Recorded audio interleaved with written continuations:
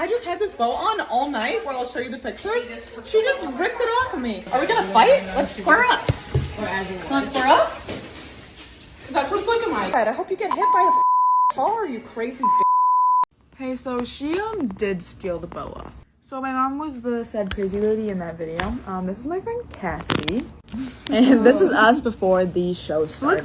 If we're being honest, this is like my 10th time doing this today. It's gonna be a long night. I cannot wait to hear what I did tonight in the morning because I know I'm not gonna remember. Sleep on your dead, baby.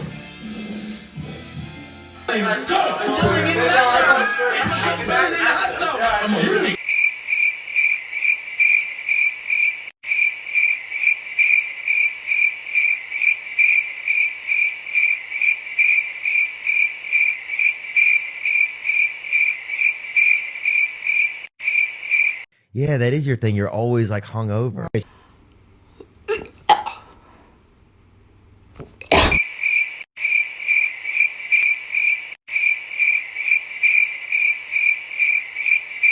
Okay, I tried to record a day in my life at work, so woke up, grabbed my drink and my new. I'm having such a good time. I'm so happy. Yeah, give me a shot. Let me take a shot. That is. I'm just gonna try to get through this. And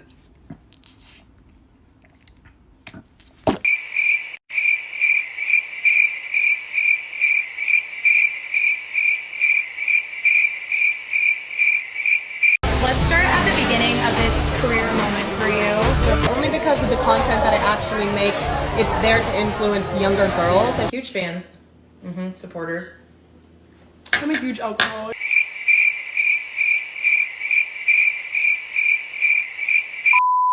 Let's go! 1 shot, 2 shots, 3 shots.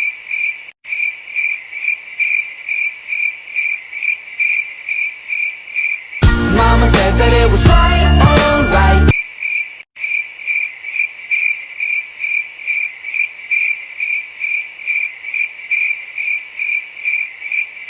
Well, yeah. Oops. Issues. Major issues. Uh-oh. Lock me up. So I served Brianna Chickenfry and Bryan yesterday, and then it was like, oh yeah, drinks are on me, like you're all good, and they did not leave a tip. But yeah, future reference, tip your bartenders. Laugh out loud. I'm at the point where I don't really give a fuck now. Look at this. Beautiful. It's my mango and ollie tattoo. And then look at the back. Oh. Be a decent human. Hello and welcome to Influencer Police, a place where we expose the lies, the cheating, and the dirty ways of these filthy influencers. Today's suspect, Brianna Chickenfry. This is Chief Coconut, and today I'm going to be joined with one of my detectives, Detective Doodleberry. Let's get into it. Okay, today we're talking about Brianna Chickenfry. People are calling her out of touch, unrelatable, and a pick-me. Okay, so first we're going to talk about how Brianna became famous. So Brianna's real name is Brianna LaPaglia, I think. Not really sure how to pronounce that last name there, but something like that. Anyways, so Brianna was born on June 17th, 1999 in Boston, Massachusetts, making her a Gemini.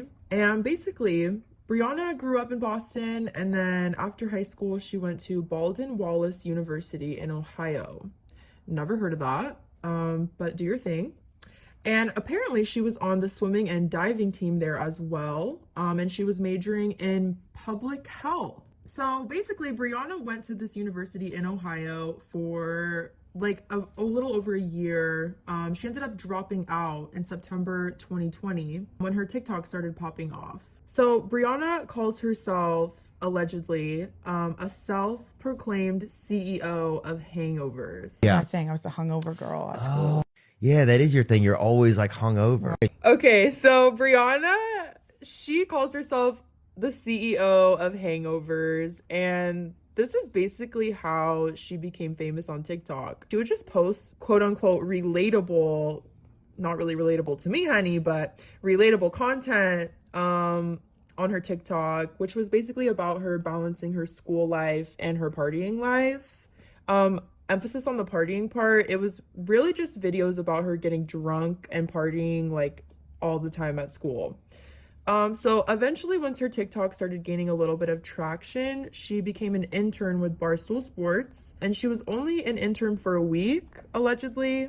This is what I gathered online.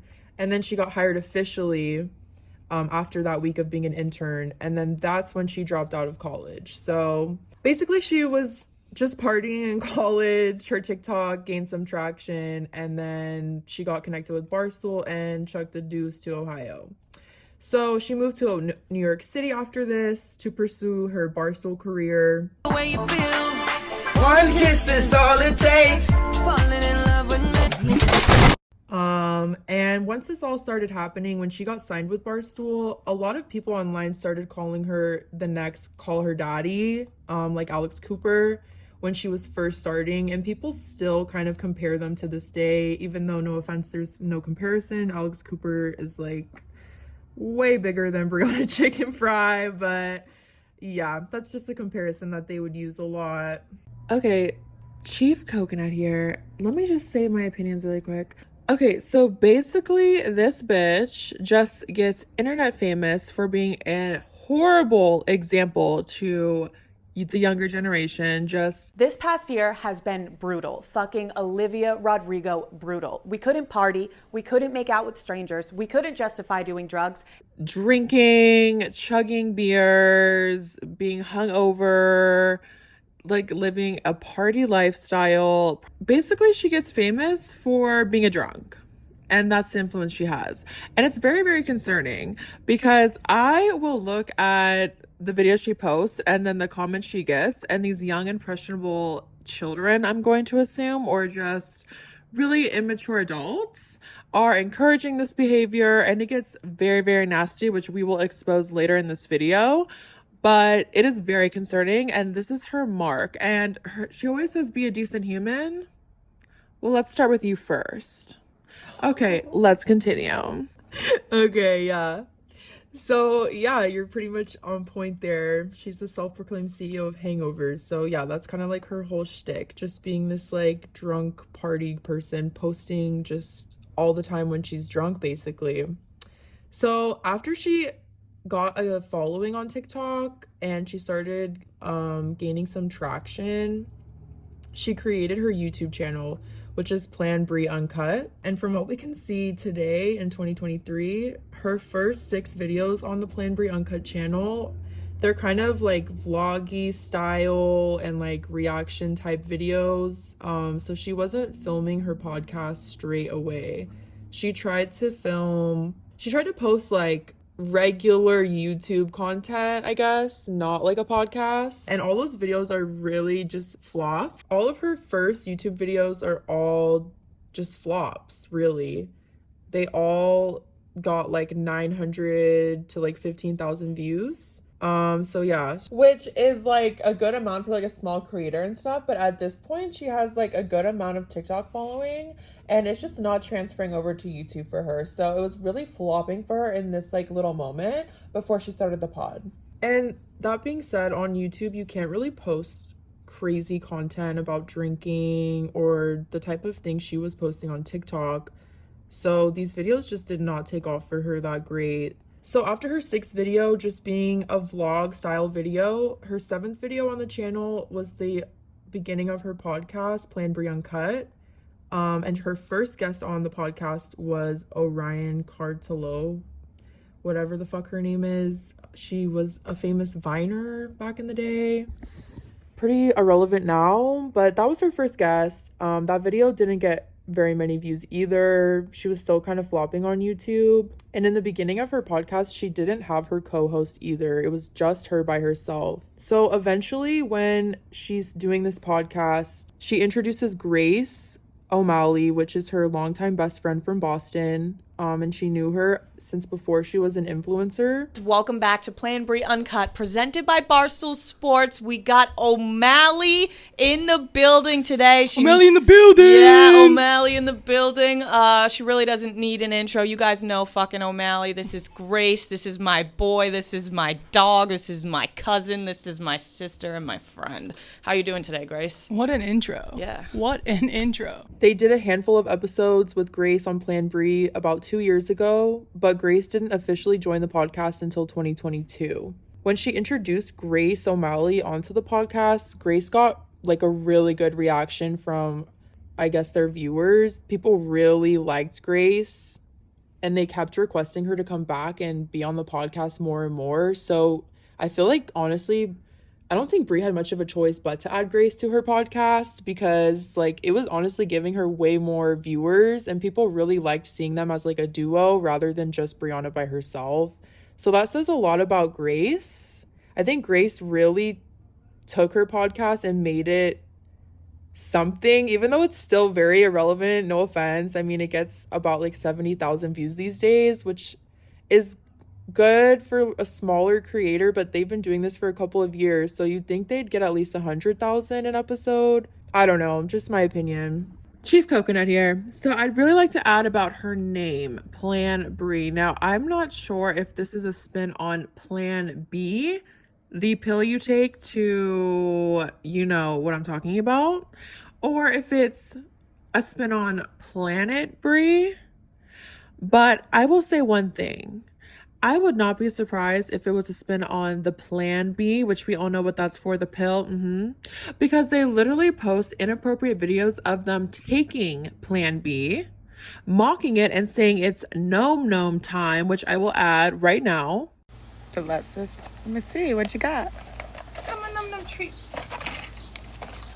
Dry spell over? Where is that going? Because the whole town's gonna know what this is about. And how disgusting to basically say that this pill is just a joke and an everyday thing that you can just take and it's just not serious to their young impressionable audience. It is absolutely disgusting and trash. Trash. Okay, let's continue. Yeah, with that being said, at this point, Brie's been on the internet and she has a decent following for what's been about 2 years at this point, and her whole brand is based on being a girl's girl. They openly talk about using drugs like on their podcast.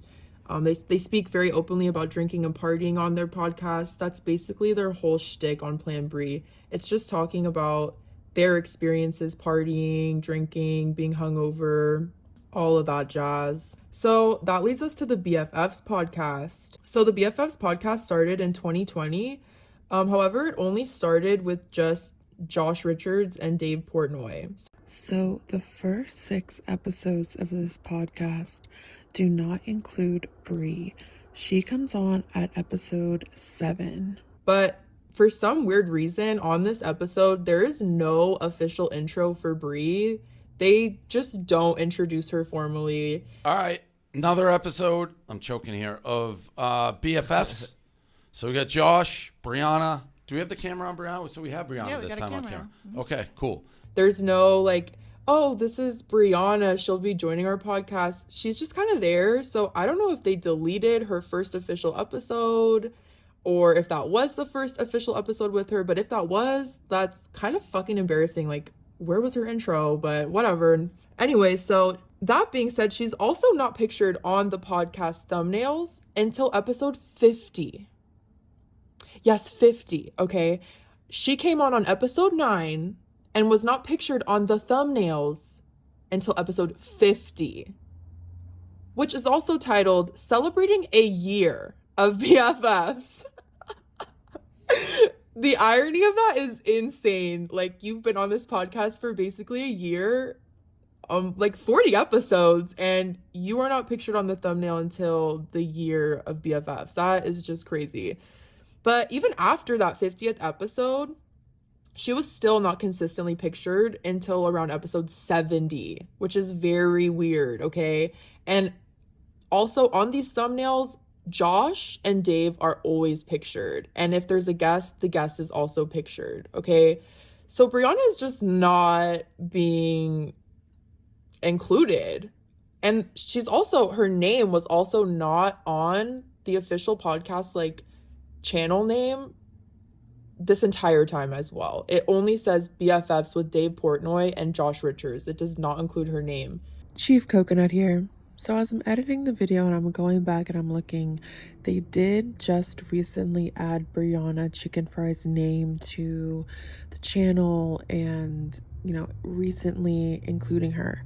But for a very, very long time, she was not on any of the handles or the channel name. And like Detective Doodleberry said, nowhere to be found on most thumbnails, and just very, very weird. So I want to add that she's currently on it now, but I think they recently just added her on after she started dating the Bryan dude and got more relevancy. But let's continue. So I just want to question, is it because she's irrelevant? Is it because she is irrelevant? Or is it because of misogyny? Because there's a lot of fucking rumors about Barstool and how they're very misogynistic and sexist towards the women in the workplace. When your house randomly has merch from the only podcast more misogynistic than Joe Rogan.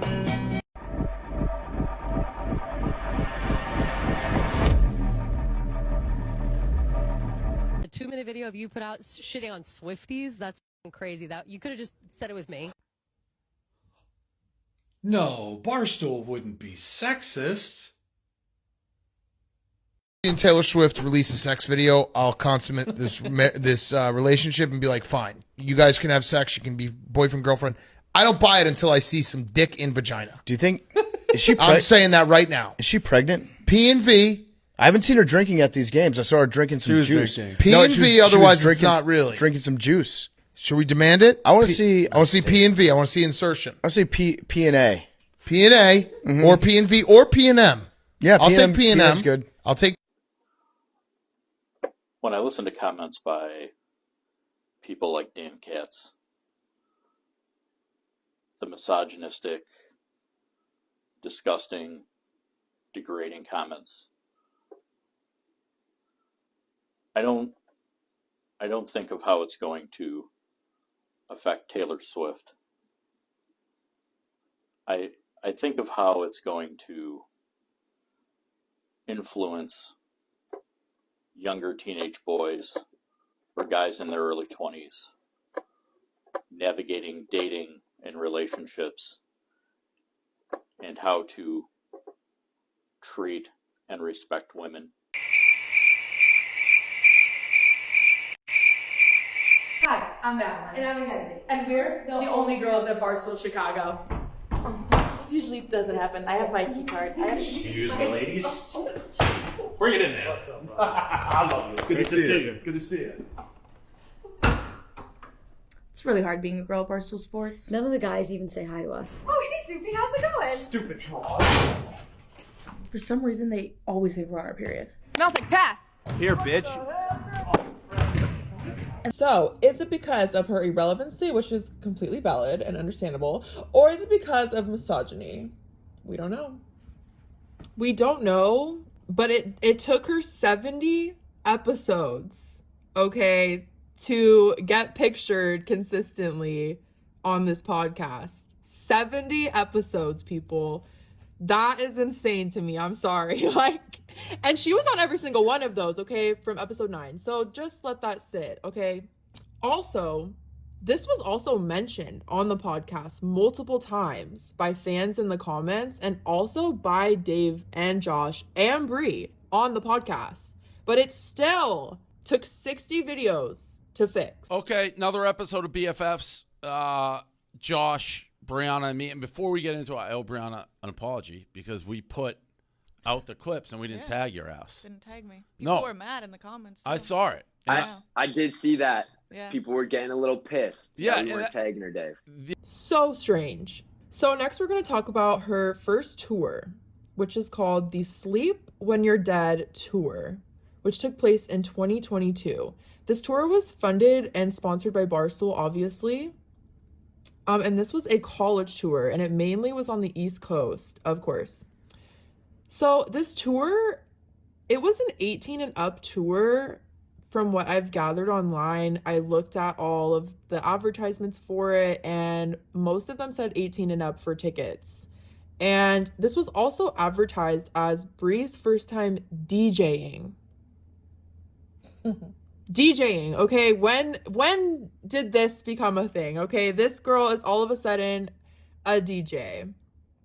This was also at a time where a lot of random influencers were like, oh, I'm gonna become a DJ. Okay, so she was one of those people. So at this time, she allegedly wanted to pursue being a DJ. This is 2022 again. And during the tour, they continued to film the podcast episodes while they were on the road. So she did this tour with her friend Grace O'Malley, of course. And while they were in Arizona, they interviewed Christian Vierling.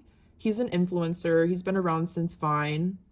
But at this time, they were talking about how he was sober and how he had went to rehab. And they were asking him questions about him being in rehab. My degenerates, welcome back to another episode of Plan Brie Uncut. We are in Arizona, Tempe. We got a special little guest, a reoccurring guest, Christian Vierling. Your face. Did you hear that? He just went to rehab. If we're gonna make fun of my boobs, we're gonna make fun of your society. I think so. You know, it just everything became a lot, and then I was like, you know, shoot.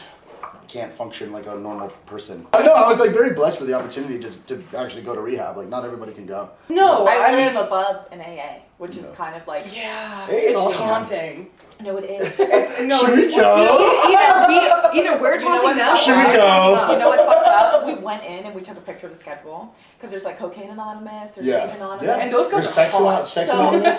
So we open my window, and when they leave, we listen to their conversations, and then we look at the schedule, and we're like, cokeheads, fucking idiots, and we just listen, and it's the best thing ever. Yeah. And sometimes we're like, maybe we should go down. No, like you're. And Grace went as far as to post a blog on Barstool.com, and she titled it, "Should We Go to Rehab?" And this article on Barstool.com is still online, by the way. And it's basically just talking about how they had Christian on their podcast and how they spoke about his experiences with rehab and how it made Brianna and Grace question if they should go to rehab. But it wasn't a serious questioning of whether or not they should go to rehab, like for real. It was really just her kind of mocking going to rehab and glorifying it, basically. And the whole podcast is about glorifying hangovers, partying, blacking out, and going to rehab. And the pod is literally titled, "Should We Go to Rehab?" So just really weird. But that was one of the podcasts that stood out to me while they were on this tour. It just seemed like it was really rude to their guests almost. Like it felt to me that they weren't taking him seriously, and they're still partying and getting drunk and posting about it and just making it seem like it's the best thing ever. But then they're just like pretending like, oh, should we go to rehab?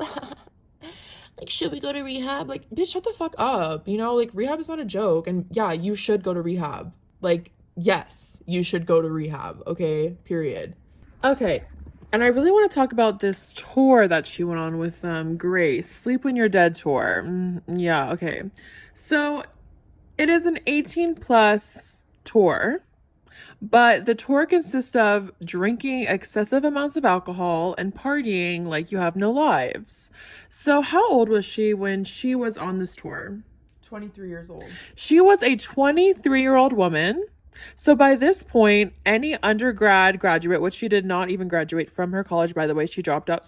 But any undergraduate, you went through the whole 4 years, you would be done by 22. So this... If you went in at 18. If you went in at 18. Like standard, whatever, right?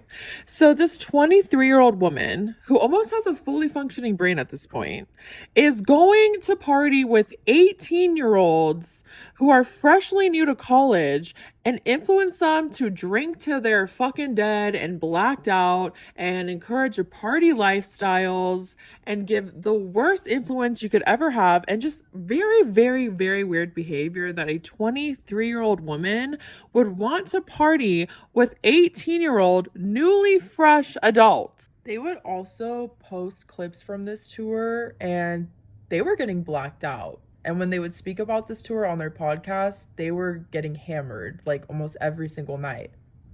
So not only is she having this horrible influence and blacking out and just having just literally the worst influence you can have on impressionable minds, but she's literally encouraging underage drinking. And I'm going to assure you that no one was checking their IDs. So this is an illegal activity. Not only underage drinking and just drinking in general, but then going and then having this podcast with this man and like just kind of taking light about rehab after all of that is just crazy. It's just the worst taste. It is absolutely disgusting. People that struggle with alcohol, literally their lives can be destroyed. Like, it is very, very, very serious and is detrimental to the body. And for her to joke about rehab, which is so, so serious, people can go in and out of rehab their whole entire lives, are suicidal, struggling so much. And this is just a fucking joke to them as they still party and just have these insane, disgusting behaviors. It is absolutely disgusting. And that's kind of what Christian was trying to tell them. Like, alcohol had destroyed his life basically, and rehab kind of helped him fix his life, and they were just taking it very lightly. This is absolutely disgusting behavior, just making light of rehab, making light of being an alcoholic, which is very, very serious and affects so many people and can lead to so many mental health issues, and it's just so disgusting. So that is my thoughts on that whole segment. So let's get into more. Okay, so now that we've got her whole background of her podcast, the tour, her start to fame or whatever, we're gonna get into her controversies now. So her first controversy that I want to talk about is the Trisha Paytas OnlyFans controversy. In 2021, Brianna allegedly purchased Trisha Paytas' OnlyFans. And while she was in the Barstool office, she showed the OnlyFans page to a group of men in the Barstool office. And this was all being recorded. And while they were looking at her OnlyFans, they were laughing and gagging and making fun of Trisha the whole time, including Brie. She was also sitting there laughing and making fun of Trisha. And she was the one that bought the OnlyFans and showed it to a group of these guys. Trisha, which we should have had her on the show. Brianna, you bought her OnlyFans. Yes, I bought her OnlyFans at work. There's this video now of everybody watching her OnlyFans at the Barstool office.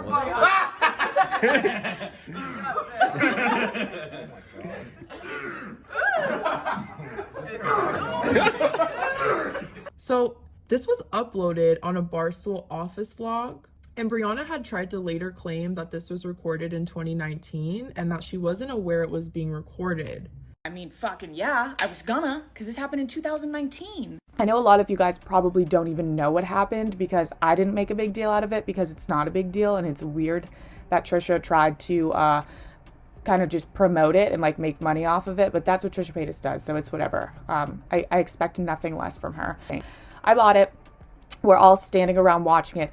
It's not like the whole office, like everyone trying to make it out to be. It was like 4 of us watching her OnlyFans, and I paid for it, and we're sitting down in the first video that was currently on it, because it was the same day as the house tour that we were watching, was her naked house tour, which in itself is one of the funniest ideas for an OnlyFans video. We were dying laughing at this video.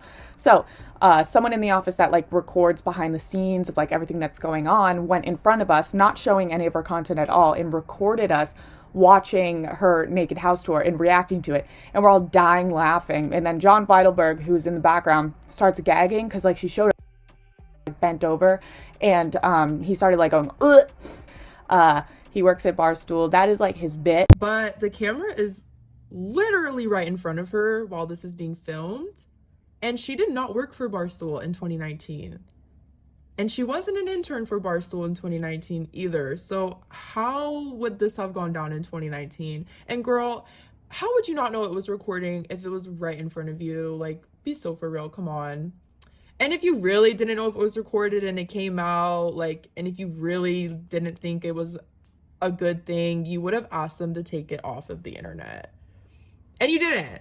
So the clip ended up resurfacing recently. because Trisha Paytas was exposing Colleen Ballinger for bullying her behind her back and sending her OnlyFans around. So when fans were talking about Colleen doing this to Trisha, they brought up the video of Brianna doing it as well. And Brianna actually responded to this with a now deleted video, of course. I mean, fucking yeah, I was gonna, because this happened in 2019. Already did all this shit. She already made YouTube videos about me. This was a trending topic on BFFs for like 3 weeks. This is the reason she hates everyone on BFFs. Or she hates Dave or whatever, and hates me. Loves Josh. And confused why she's still talking about this. This was like a whole thing 3-4 fucking years ago. I'm 24 now. She's like fucking 40. I already said my piece. I made a whole bunch of videos on it. I don't know, maybe because I'm getting a little attention in the media now. She wants to bring it back up, which is fucking weird. But pop off queen. Yeah, she like made up a whole story, pretend she didn't know who I was. I bought her OnlyFans. Some guy at work came up to me behind my desk, started recording it and fucking posted it. Not her OnlyFans, of me watching it at Barstool. I didn't know he was fucking recording me. And that was that. I didn't even say anything in the video. She was doing a naked house tour. So it was funny and it was trending. So that's why I bought her OnlyFans. I'm still subscribed, Trisha. I'm still paying for that shit. Like I said, 3 years ago. Okay? Let's move on. Okay? Bigger and better things. Allegedly stating that Trisha is only bringing this up now because Brianna is more famous now and that she is dating Bryan. And she also said that she still pays for Trisha's OnlyFans, so Trisha should be thanking her. And while doing this, she also shamed Trisha for her age.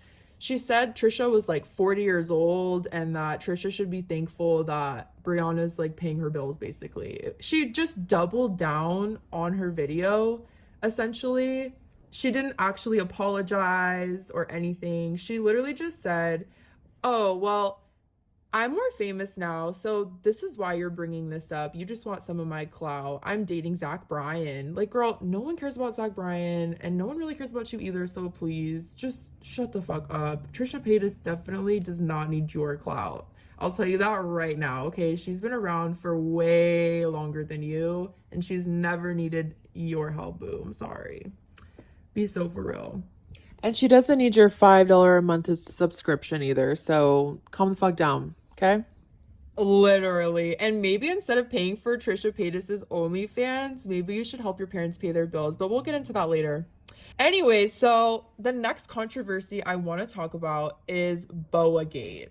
Now, this was maybe her biggest one yet, okay? I don't know why this one blew up so much, maybe because it was at a Harry Styles concert, but basically what happened was in 2022, Brianna attended a Harry Styles concert in New York City at Madison Square Garden, where she got into an altercation with a mother, her daughter, and the daughter's friend in the bathroom over a feather boa after the concert. A feather boa. So while the situation was taking place, Brianna filmed it on her phone in the restroom and posted it to TikTok in live time. And I happen to be one of those people that saw this in live time. So keep in mind, the daughter is a minor. And the daughter's friend that is with her and her mother is also a minor, okay? Brianna allegedly threatened to fight this mother in front of her daughter and the daughter's friend and told her to quote unquote square up while filming in a public restroom for TikTok. She literally told this woman, square up. Like, I'm so serious. It was so cringe. This mother. A mother with her child at a Harry Styles concert, girl. Like, oh God. Okay, I'm in line right now, and these crazy motherfuckers, I just had this bow on all night, where I'll show you the pictures.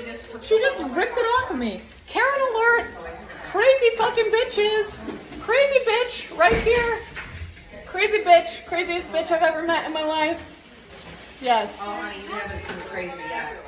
What do you want to do? You want to fight? It's funny. My only Are we going to fight? Let's square up. Want to square up? Because that's what it's looking like. You're a crazy fucking bitch. Hope you have a good night, you crazy fucking bitch. I'll just keep this going.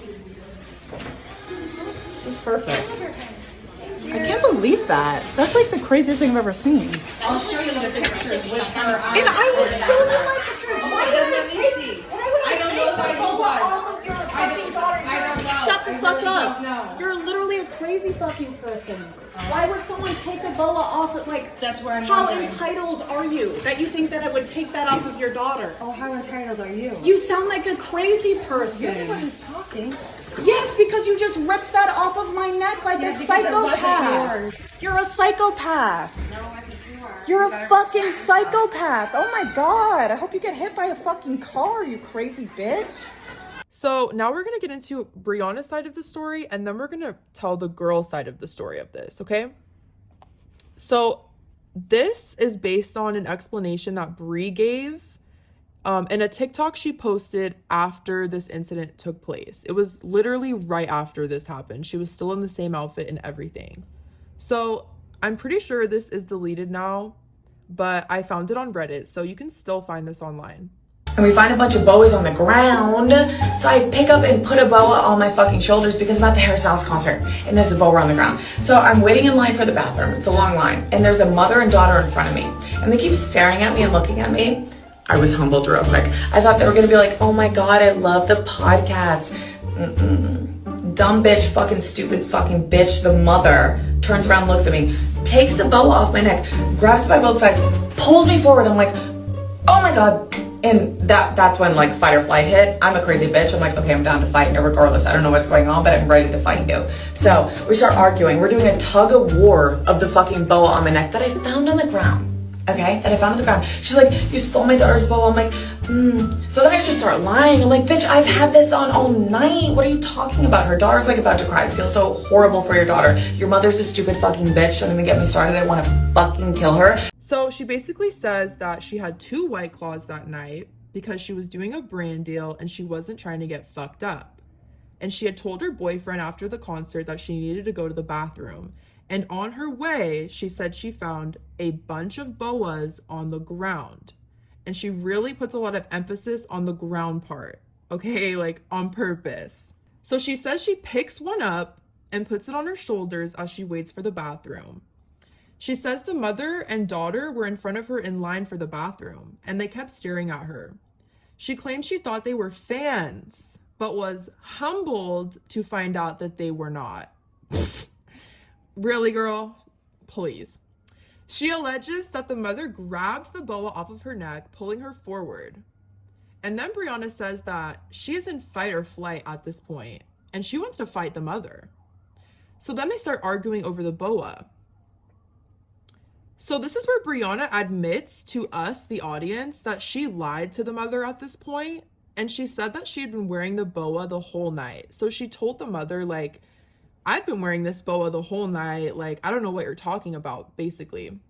So while Brie is explaining this, she calls the mother a stupid bitch multiple times, and even says that she wants to kill her. Like, I'm so serious. In this video where she's explaining what happened, she literally is, like, popping off on this mother and saying that she's a stupid bitch so many times. It is so messy. And then at the end, she's like, she literally says like she wants to kill her. It's crazy. This is all over a boa at a Harry Styles concert.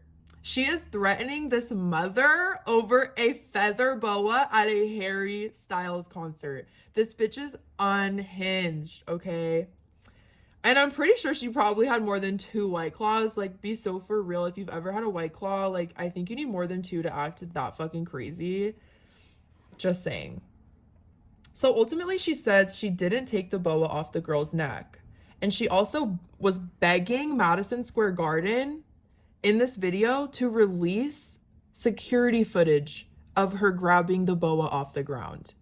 As if Madison Square Garden gives one flying fajita about this bitch picking a boa off the ground. You are not relevant like that. I don't think anybody is really relevant like that. Maybe if you were Justin Bieber or Michael Jackson, yeah, maybe they'd release the video for you. But like, who do you think you are? I just don't know. So as if anyone cared about this situation, she is the one that blew it up herself, okay? She's the one that took the video in the bathroom of this happening. She's the one that blew this up herself. And then at the end of this explanation, she wishes that the mother gets hit by a car. I go to the concert. What concert was it? Hairstyles. Okay. That's why everyone has boas. Yeah, correct. All right. So there's boas everywhere. There's boas all over the ground. There's boas all over the fucking arena. So the concert ends and we're like at the top. So like you leave with the suites and there's like a bunch of boas as you're leaving. And me and my boyfriend pick up boas and put them on. And then we go to the bathroom and there's this lady staring and pointing at me. And it was like, I was humbled. I thought they were gonna be like, I love BFFs. And then the mom just comes over to me and rips the boa off my neck. I'm in like 8-inch heels. So I like fucking go down to the ground. And then I go into fight or flight mode because the bitch has 20 boas in her bag. And the daughter runs away crying. And then she's like, you just ripped that off my daughter's neck in the bathroom. I'm like, no, I didn't. And then now they're suing me. What do you mean they're suing you? They're suing you. I mean, they're not actually suing me, but that's what the daughter's saying. She said, Brianna LaPaglia, my dad has a lawyer. Nice. So what, like, are they still maintaining that you stole it from the daughter? So yeah, it's crazy. So like the internet took it and is just like running with it and trying to like cancel me for it. But in what world would I post a video for millions of people to see if I was wrong in any way, shape, or form? Wait. So people don't believe you? People don't believe me. A lot of people do, but a lot of people don't. They're analyzing the video. I think it's the story slightly changing because you said you had it the whole night. Well, yeah, in the video, I talked about this already, but in the video, I'm like, this is mine. I've had it on all night because I went into fight or flight mode. I'm like, this is mine, bitch. Like, what the fuck? You're kind of just like speaking at that point. I was just defending myself. It was crazy. So you picked it up, put it on before you went into the bathroom. Yeah, like there will be video like footage of me walking in with it on. Just crazy. So now we get into the girl side of the story. So this was also posted on TikTok, and this was posted in response to Brie's video. So this was actually posted by the daughter of the mother. Okay, so her name is Sophia, and she showed a picture of her and her friend that attended the concert, and it was a picture of them before the concert in their outfits. And we can see in the photo that the friend is wearing the same boa that Brianna had in the restroom. Hey, so she did steal the boa. So my mom was the said crazy lady in that video. This is my friend Cassidy. And this is us before the show started. If you look at her, what is that? You don't have to look very closely, but she's wearing a maroon boa that matches her shoes, matches her earrings, and it's matching her nails. Not that anyone would have the inside information, but these feathers are flying around our hotel room and they are in our merch bags. After the show ended, we went to the bathroom. And while we were in line for the bathroom, I said something about a boa, and Cassidy realized that hers was missing off her neck, but the girl behind us was randomly wearing the same exact one. So they explained that while they were in line for the restroom, they noticed that her friend's boa was missing. So when they noticed that the friend's boa was missing in line, they turned around and they saw Brie wearing it. So the friend who owned the boa, she was also in this video explaining, and she claimed that she had these special ties on the ends of the boa that she added herself.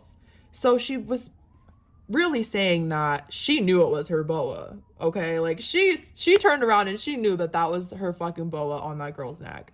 So the daughter said that, or Sophia said that most of the altercation went down while she was in the restroom stall. So basically while her mom was like talking to Brie and everything was happening, she was in the restroom stall. When she came out of the restroom, she said that security also started coming into the restroom because they heard it from outside. But when security stepped in, Brianna left really quickly because she did not want to be all caught up in that. So the girls also claim at the end of their TikTok that the mother did not rip the boa off of Brie and that Brie basically handed it over. They also showed Brie's Instagram story of that night, and Brie was not wearing the boa, or any boa for that matter. And not that it even matters because Brie herself admitted she lied to them about having the boa all night. Yeah, so Brianna's original video of the situation taking place has since been deleted, as well as her explanation video that she made after the concert. And I just find that really weird as well because there's literal articles online about this and Reddit pages, and this situation got a lot of attention. This was talked about on podcasts. It went very viral. So she ended up deleting all of her own evidence of the situation, but you can still find some clips of it online, of course. But the girls basically call her out for being a liar. She basically blew the situation up herself in the bathroom and then lied about the entire thing when people online started finding it, and they started calling her out for yelling at the mom and being so unhinged. And then it's like she turned around and to try to cover her own ass, she started saying that, oh, this mom ripped this feather boa off of my neck, and I felt like I was in fight or flight at that moment because I was so scared. And she started really victimizing herself and playing up the situation. And the people were just really not having that. Nobody was really seeing it from Brianna's point of view. And after the situation happened, it really changed the way a lot of people thought of Brie. And this was kind of the start to people side-eyeing her and looking at her in a whole new light. Okay, so first of all, this is Chief Coconut again. So this crazy, horrible influence of a person, Brie Chickenfry, is going to steal someone else's boa from the ground and then harass a loving mother who just wants to get the boa back for her daughter's friend and say the most heinous things to this mother and threaten to square up with her and physically assault her. And you can tell that Brie's never been in a fight in her life because she honestly has no street smarts or anything. You don't threaten someone to start a fight and then turn your back on them and look at yourself in your camera and like to see if you look good. Like, she obviously just has literally never been in a fight, like, and she's all fucking talk. But to say this to a mother is just so disgusting, especially when like her daughter is like 5 feet away. It really shows the character of this woman, and it really shows that she's a liar. And she's lied about multiple things, which we're going to get into. But this is just one instance of her lying being showed on display. Her being so disrespectful to just a mother and just people in general. She wants to talk about being a decent human. Well, here's another instance where she's not a decent human and she's a liar and she plays victim, which we're going to get into again. That she always says, don't play victim and don't complain. She always is playing the victim. And she's just a trash human. Okay. Okay, so now we're going to get into her being a homie hopper, having relationship overlaps, and then getting with Bryan. Oh, wait, I didn't talk about Trisha Paytas. Okay, so let's get into her exposing Trisha Paytas' nude body on display for the whole office. Anyone around could literally see Trisha Paytas' naked body, and they were mocking her.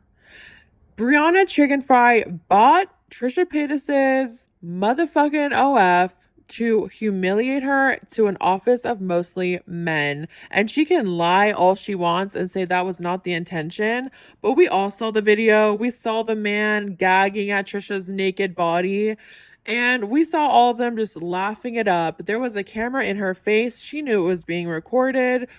Like, we're not dumb, bitch. It was not 2019. It was just like a couple years ago. And it is absolutely disgusting. And then for her to mock Trisha Paytas' age is ageist and dumb. And then for her to say that it was all misconstrued and that, oh no, I just wanted to show the naked house tour because it's so entertaining and like it's just funny. No, we all know what you're doing. We all know that you wanted to make fun of her. And then to say that you're still paying for her subscription, which is like $5, and like you're helping like her career and like, oh my god, you're feeding her whole family. Like, shut the fuck up and help your dad. Not only to mention that it's ageist and everything, but also I think she really just wanted like male attention. I think she showed this video to the Barstool office because she wanted their validation. She wanted like this male validation from these guys in the office, and she thought that she was the cool guy's girl showing this video to them. That's what I really see from this, to be honest with you. Like, you are not a girl's girl. If you were a girl's girl, you wouldn't be doing that, okay? It's just so gross. And at that time, it was kind of a trend to hate on Trisha Paytas. So this bitch was really just jumping on a hate train of another woman and just seeking male validation is just so gross. Disgusting. Yeah, disgusting. And also, is it illegal? Like, is what she did illegal? Like, that is questionable. I would like to know if that's illegal, to just buy someone's porn and then show it. It could to people. Be image-based essay. It could be. Who knows, but that would be interesting to find out. So that brings us to our next controversy / topic, which is her being a homie hopper, having relationship overlaps, and then getting with Bryan. So a lot of people online, since she's been online for the past few years, they've really called her out for being a homie hopper and having relationship overlaps. This is a really big reason why people do not like this girl. And I'm going to tell you exactly why that is happening. So through her 3 years online, she has been in a few relationships that she has spoken about. Before she moved to New York City, she dated a guy named Nick for 3 years, okay? And this guy is apparently an NFL player or an NFL prospect. He's some football player that has some affiliation with the NFL. I've never heard of this guy. I don't know if he plays football anymore. I watch football, by the way. Never heard of him, okay? So, but after they broke up after the 3 years, she started being messy, okay? So she was still dating this guy when she moved to New York. They were still together at that point. So keep that in mind.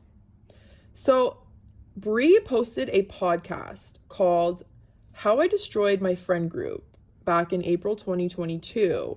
And in this podcast, she explains with grace how 2 months after breaking up with Nick, she did some things that she wanted to talk about. So it all starts 2 months ago, I would say, when Nick and I broke up. And after I had broken up with Nick, I kind of got into this situation with one of my best guy friends who's in our friend group. We're going to call him Jake.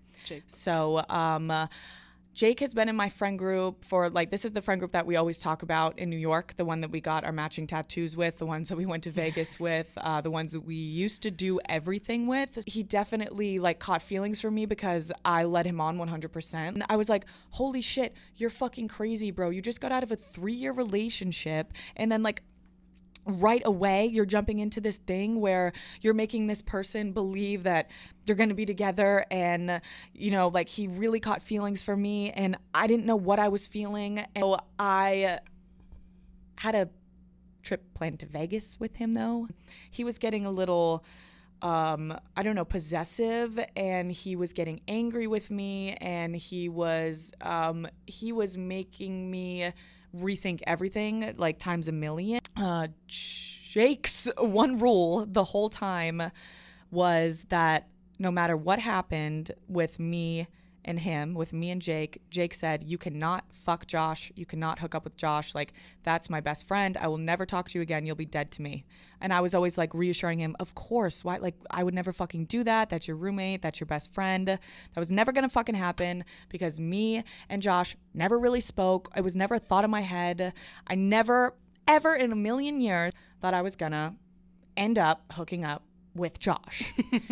And Jake decide we're going to be friends. We're going to try this thing out. And it was working. We were texting. We were staying friends. We were hanging out still. You know when your mom tells you don't go clean your room and you're like, I don't want to fucking clean my room? So we got Jake saying don't fuck. We're like, well, now we got to fuck. It was like one of those things. It was like out of resentment. We're just like, fuck you. Let's just be bad people and do this because it felt fun. And we're making out and the music's so loud. And so Jake walks out. And Jake sees me and Josh making out, and me and Jake had just ended things 2 days ago. Mm-hmm. I'm on the couch making out with his best friend, his roommate, and the one rule that he had was you can never touch this boy. Yeah, so Jake calls, tells everyone, tells the whole friend group, obviously immediately, because that's what you do. I would do the same shit.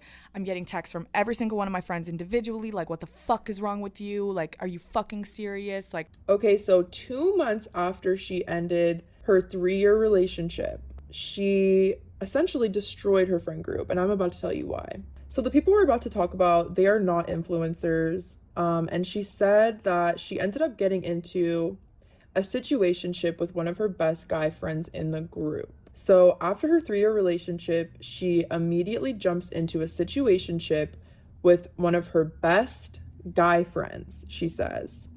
So while explaining, she gives this man an alias name and she calls him Jake. So for that reason, we're going to be calling this guy Jake. We do not know his real name.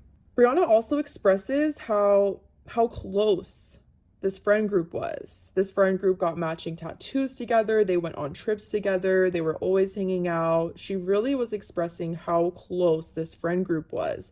And Grace O'Malley is also a part of this friend group as well. So she even says that a week after she ended her relationship with Nick, she was already talking to Jake. So after her 3-year relationship, she starts this situationship a week later with her best guy friend. Like, how messy can you be? Okay.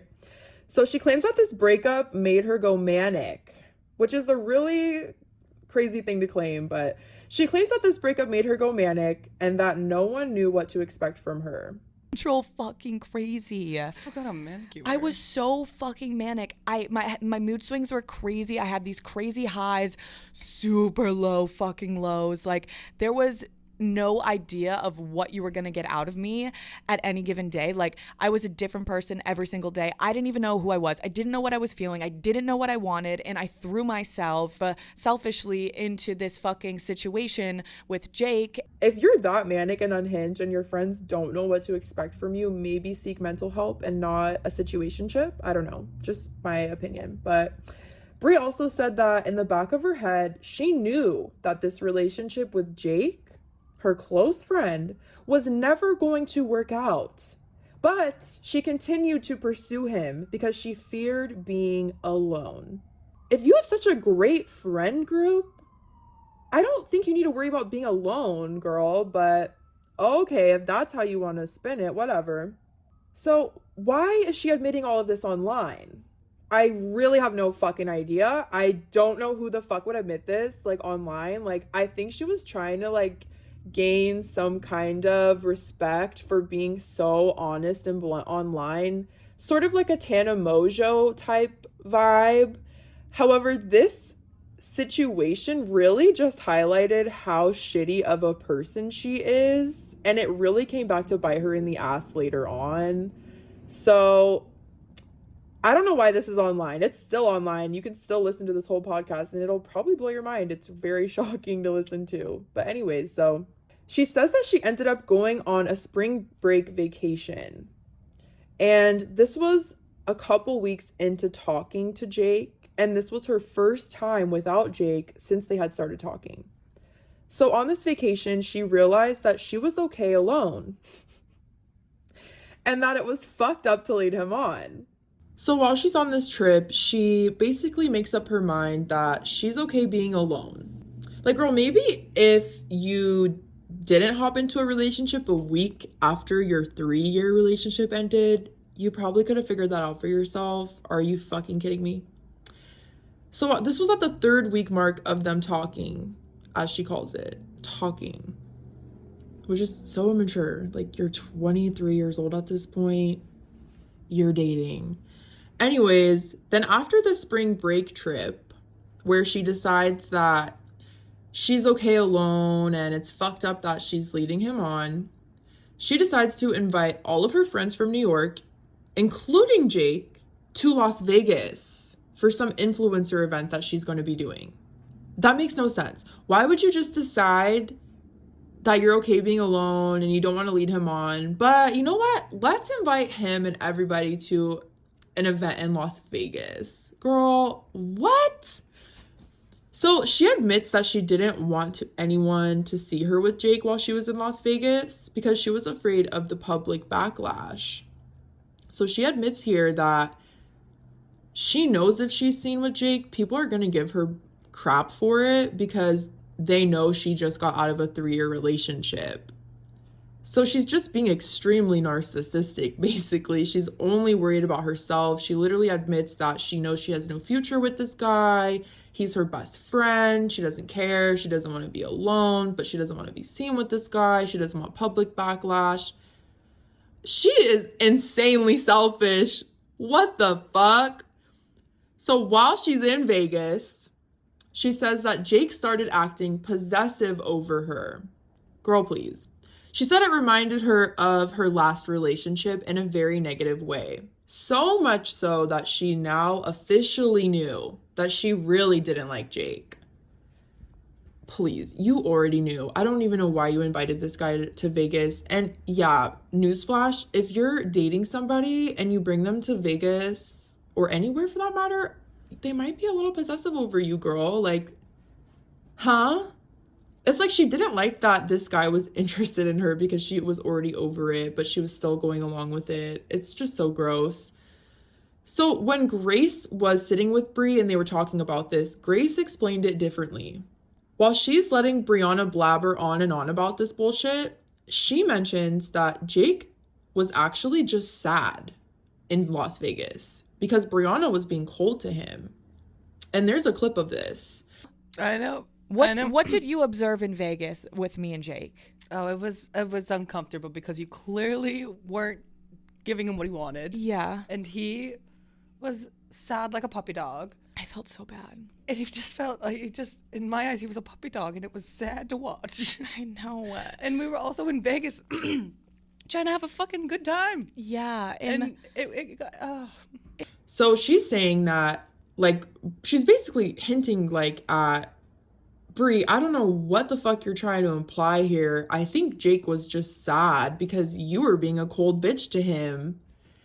Which makes sense to my point of her just deciding that she's over this guy and then just continuing to lead him on and then just treating him like crap because she's over it. Just, girl, just end it. Why did you invite this guy to Vegas? End it. Like, oh my God. So the next day of this trip, they all decided to get matching tattoos as a group, including Jake and Brianna. So those two have a matching tattoo, just something to note. After they got the matching tattoos, this is when Brianna decides that she wants to tell him that she just wants to be friends. After she got a matching tattoo with this man, this is when she wants to end things with him. Her supposed best guy friend. If this was your best guy friend, you clearly have zero empathy or respect for this guy whatsoever. Jesus Christ. Anyways, she says that she told Jake, she says that Jake told her previously, before they started talking, that they would always be friends no matter what, and that he was aware that she was recently single, so he was kind of trying to say, you know, if this doesn't work out, we can still be friends. Like, I know you're newly single, so, like, we'll just see how this goes. But his one rule for Brianna was that she could never get with his best friend. That was it. His one rule. We can try this out, just don't get with my best friend no matter what happens. That's it. However, when she ended things with him, it initially pissed him off at first. And she feels that it made him hate her. But really, I'm sure he was just upset that his own best friend played him, obviously. It's like she's offended that this guy is even upset at her doing this to him. It's crazy. It's like, this guy doesn't hate you. You just broke somebody's heart, maybe. I don't know. Jesus. So once she gets home from Vegas, and by the way, she mentions that she ended this situationship with this guy in the Las Vegas airport while this group of friends was about to travel home. To end things in a relationship, to end things in an airport is also just disrespectful. I would not want to get on an airplane.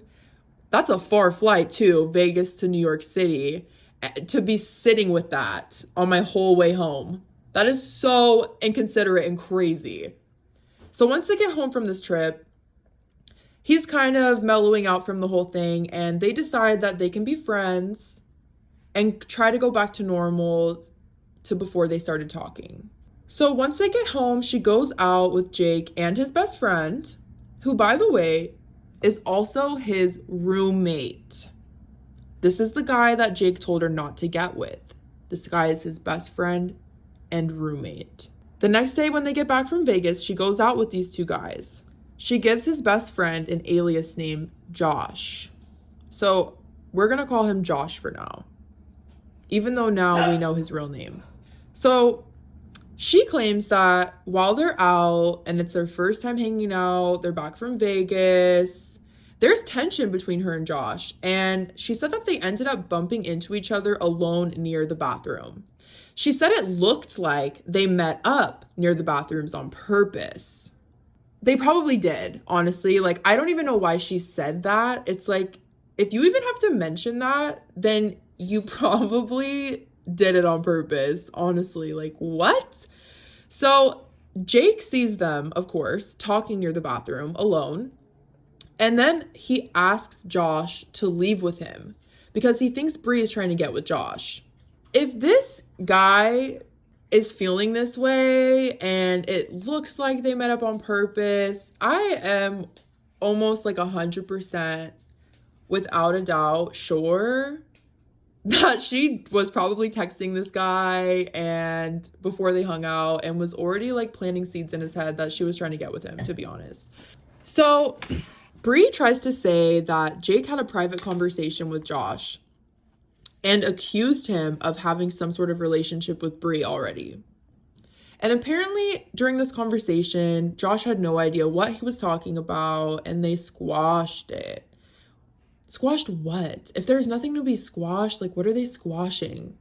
It's just so shady. So her and Josh texted after this.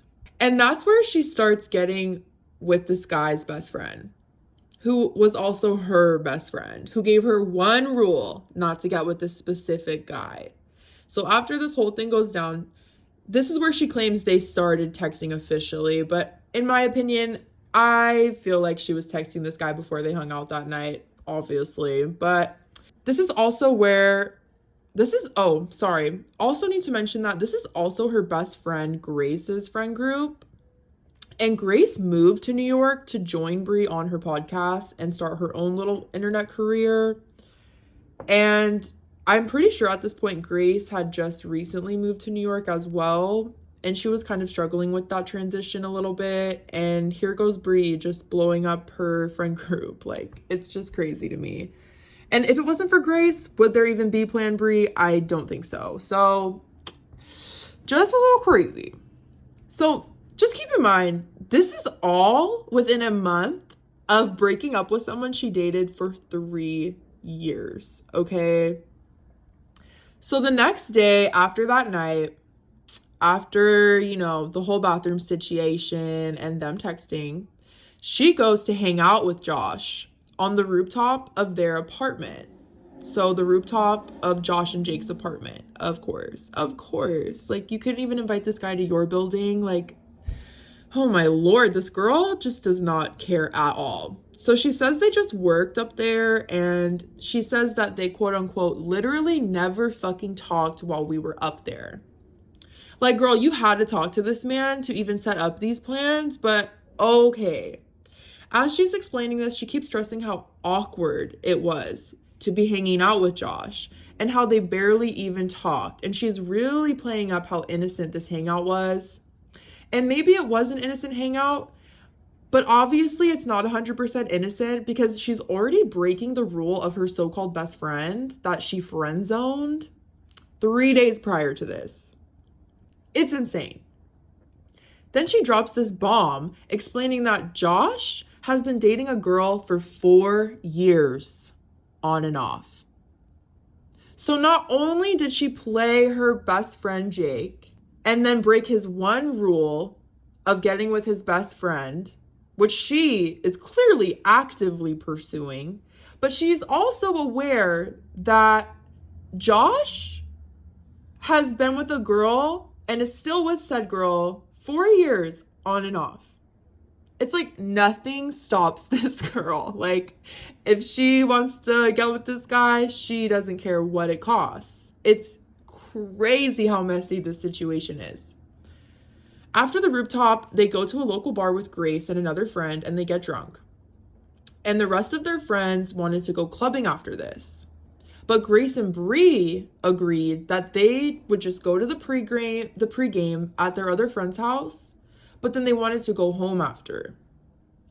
However, Brie left her things at Josh and Jake's apartment before they left for the bar. Of course she did. So while they're at this pregame, after they went out to the bar that night, the girl that Josh has been on and off with is there too. So of course, as a homewrecker does, Brie decides to formally introduce herself to this girl. This is such a classic homewrecky move. Like, it's like straight out of a movie. So despite having seen this girl before, she finally introduces herself to this girl. And then when she left the pregame, she was thinking that they would be friends. How the fuck would you be friends with this girl? You're actively plotting to steal this man that she's been on and off with for 4 years. Are you kidding? Why would this girl want anything to do with you when she finds that out?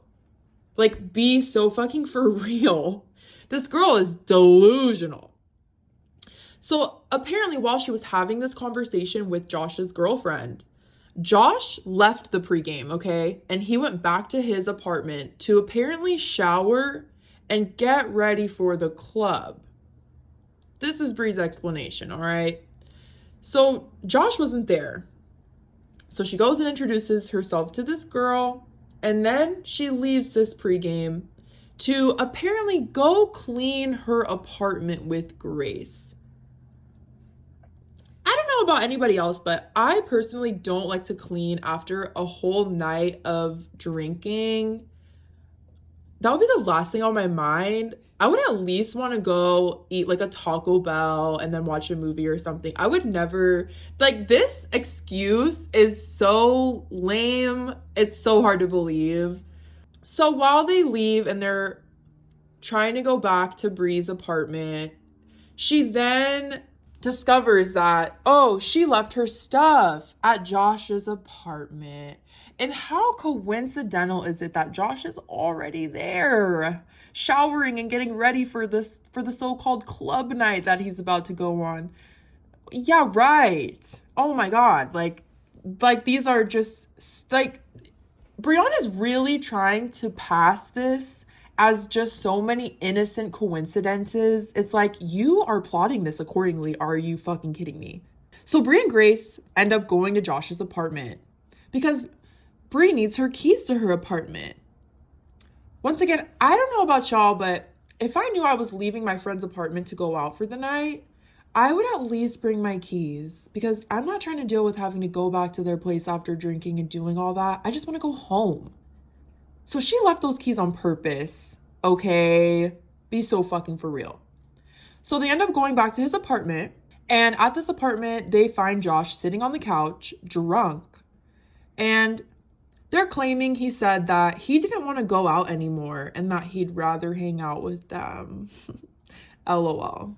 Right. So they ended up staying over and they had some shots with him and they listened to music, just the three of them.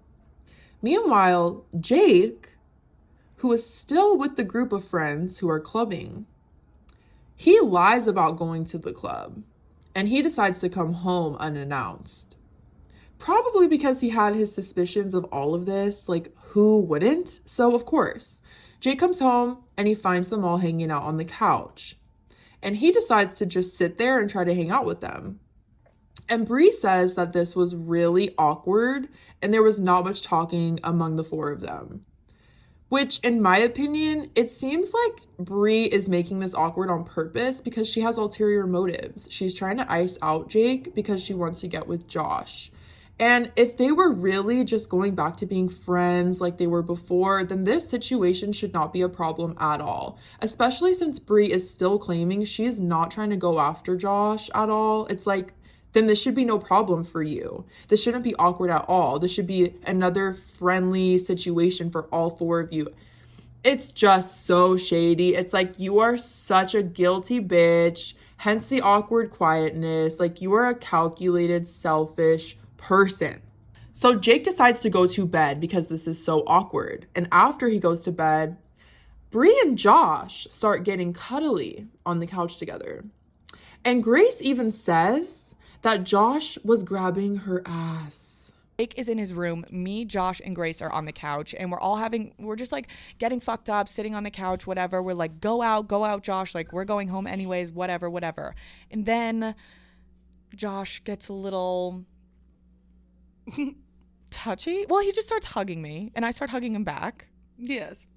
But those were different kinds of hugs. Hugs that require a third person or third party to leave. So we start hugging. He was grabbing your ass. He was grabbing your ass, and I said it's time to go. He was not grabbing my ass. Your ass. What? He was grabbing your ass. No, I think I remember more than you do, genius. Yeah, genius. Sorry. I was sober. Okay, so apparently Josh was grabbing my ass. We're racked up on the couch. I guess he's hugging me, simultaneously grabbing my ass. Yeah, I can attest to that. Okay, so I'm hugging him back, and I'm like, "Oh, this feels nice. You're hot as fuck. Let me give you a hug back. Whatever. I don't fucking know." Because then it's like, you know when your mom tells you don't go clean your room, and you're like, "I don't want to fucking clean my room." So we got Jake saying, "Don't fuck." We're like, "Well, now we gotta fuck." It was like one of those things. I don't know. This is fucked up. Whatever. I'm fucked up. This is fun. It feels fun. I've never got to be a little whore before. It was thrilling. Like I said, he's super hot. So I was like, fuck it. Like, I don't know. Let's just fucking, I don't know. And then Grace left, which this wouldn't have ever happened if Grace left. I had to leave. You should have ripped me by my little fucking head and said, Brianna, get the fuck out of this apartment. Because, oh, Brianna, who's in the room over? Jake, who's in the room over? And who are you on the couch with? His best friend and his roommate. What are you doing? Are you going to fuck him right here while he's right It's there? not like you can hear him coming because the music's so fucking loud. Yeah, so you, little old Gracie, just said, oh, I'm going to go. And I did. So the second the door fucking slams, there we are. There we go, kissing and shit. Yeah, I saw that coming. That's why I left. So, okay, so we're doing this, and I'm like, bro, you're fucking crazy, whatever. But I'm not stopping either. Like, I'm not pinning this on him. We were both doing it. Jake is right here. Yes, okay, so it's a New York City apartment, tiny. Like, it's in paper thin walls. So it's the couch. If you're watching on YouTube, I'm going to make you a little diagram. Here's the couch. It's pressed against the wall. The wall that it's pressed against is Jake's room. Okay? Okay. And there's a little tiny hallway right here where Jake's door is. So if he even opens it, we're not going to see him. And the music is blasting so loud that we're not going to hear him. So he's bound to fucking come out, right? Because like I said, he has all of our locations. So he sees that Grace is gone. Me and Josh still together. What are we doing? They're not friends. They never do this. What the fuck are they doing after? In his little head, he's thinking this all along because he manifested it. So, but I'm just saying it's crazy how it all happened. So we're making out on the couch and shit, okay? And it goes on for far too long. Like, we could have gotten away with this. This could have all been swept under the rug if we just didn't keep making out. You're just making out. We're like just little like kids. making out like little kids, and we're like, oh my God. And he's like, let's like go fuck. And I'm like, no, we cannot do that. What the fuck? But like, sure. And fun, and it's exciting. So it was just fun to do. And I know it's so fucked up to do. And like, that's his best friend and his roommate. And And 5 minutes ago, you just made best friends with this girl. Yep. It was like out of resentment. We're just like, fuck you. Let's just be bad people and do this because it felt fun. And we're making out, and the music's so loud. And so Jake walks out, and Jake sees me and Josh making out, and me and Jake had just ended things 2 days ago. I'm on the couch making out with his best friend, his roommate, and the one rule that he had was you can never touch this boy. So he walks out, like, because if we never got caught, I don't even think I would have felt bad, as fucked up as that is. We all went silent. He walked into his room, grabbed his keys and his wallet, left. These motherfuckers were just waiting. Okay? They were just waiting for their moment. 3 days after she ended things with Jake, might I add again. So as soon as this all starts going down, Grace is feeling uncomfortable because at this point she is a third wheel, and she decides to leave, which rightfully fucking so. Your friend completely just made you a third wheel. If I had my friend there and I was into this guy or whatever, I would not be hooking up with this guy on the couch while my friend is just sitting there. That is just so gross and weird. So Grace leaves. And as soon as Grace leaves, Brie said that they started hooking up immediately. So they started really going at it at this point because, you know, Grace is gone. It's just them two in the living room. And while all this is going on, Jake is in the next room over, her alleged best guy friend. Does this girl have any empathy for anyone? She said it was just fun and exciting. I'm glad that this was just fun for you while you're about to break up a whole friend group. I'm glad you're having so much fun hooking up with this one guy who you were told not to hook up with, while this guy who gave you that rule is in the room over. I feel so bad for this man. Jesus Christ. So Jake comes out of his room and he sees the whole thing going down on the couch. Of course. The fuck did they think was gonna happen? So this poor fucking guy leaves. So sad, honestly. Poor fucking guy. He leaves. And from there on out, their friendship group is essentially over because there is just so much drama at this point with Josh's long-term girlfriend, the boys not being friends anymore. This ruins Josh and Jake's friendship. And I'm pretty sure that they mentioned that these guys were friends for a long time. They were very close friends. And she just ruined their friendship just like that. Just so disgusting. And from this moment on, Brie ends up dating this guy from there. And I just want to point out that this is sad for Grace too. You know, she had Brie's back and in return, she lost a whole friend group. And honestly, like, she's so loyal to Brie, like almost to a fault. She really could have kept her friend group and probably should have realized that Brie is a really selfish person, but that just goes to show like how good of a friend that Grace is to Brie, and Brie really takes that for granted and it shows. So at this point, she makes it her mission to always speak highly of this boyfriend after this on all of her platforms. And we later find out that his actual name is Joey. So after she airs this story and it gets a little bit of traction and she starts eventually posting pictures with this boyfriend, a lot of people were kind of commenting on it being like, you know, I don't know about this. Like, you kind of ruined a whole friendship group, immediately started dating this guy with the overlap. People weren't really supportive of this, so she made sure to always highlight how amazing her boyfriend was. Even when there was times where their relationship seemed really odd, which I'm about to get into. So in the months following, she ends up moving in with Joey. Yes, moving in with Joey. You got that correct. And after a short time of living together, she asks him to move out. And on top of that, she makes it public. Why is she airing all of this online? Once again, I have no fucking idea. But she makes this public, which for one is embarrassing to the boyfriend. If that was happening to me, I would not want that made public. That's embarrassing to just be living with your partner and then to just like go in reverse in your relationship. Like, no offense, but that is not normal. I don't think that's normal. It just seems like your relationship's going to end. So she defended the fuck out of this decision to the public, and she said that her boyfriend was supportive of it too, and that it didn't affect their relationship at all. Girl, bye. So after this, we don't hear too much about this boyfriend besides social media posts here and there, like an Instagram here and there of him. And then after her mentioning him occasionally on podcasts, there was never a public breakup or anything with this guy. It was like we only ever heard good things about him. He was always supportive of her, having space and traveling and being an influencer. He's just so supportive. And she loved that he was so normal and that she liked that he wasn't an influencer or famous. He was normal and so supportive and it was so great. Yeah. Which brings us to May 2023, where Brianna attends the Academy of Country Music Awards. Now, why did she attend this? Is she country? Is she involved in music? No, but she went. So at the CMAs, this is where she meets Zach Bryan. And they take a picture together too. So at this time, Brianna is still with her ex-boyfriend Joey. So she is still with Joey while she's at the CMAs in May, where she takes this picture with Zach Bryan.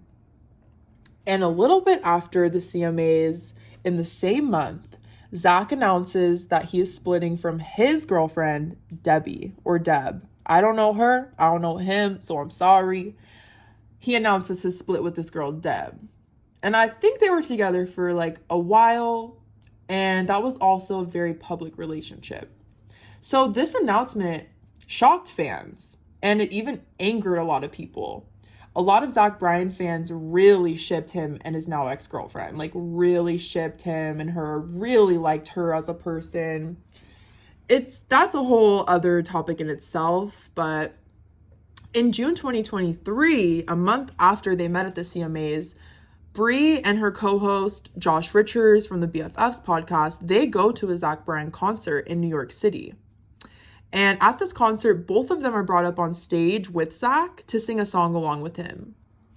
And there's clips of this that went very viral on TikTok. When this happened, this went very viral for some reason. People really liked it. So after this concert, Brie was spotted all around with Zach Bryan hanging out privately. And rightfully so, fans were pissed about this. Both Zach Bryan fans and Brianna's viewers were pissed about this. And the anger came from the noticeable overlap of Brie never ending her last relationship with Joey and Zach only having left his girlfriend the month before. And, you know, we saw the proof that they met at the CMAs before he ended that relationship too. So it's like, what went down at the CMAs? That's what I would like to know.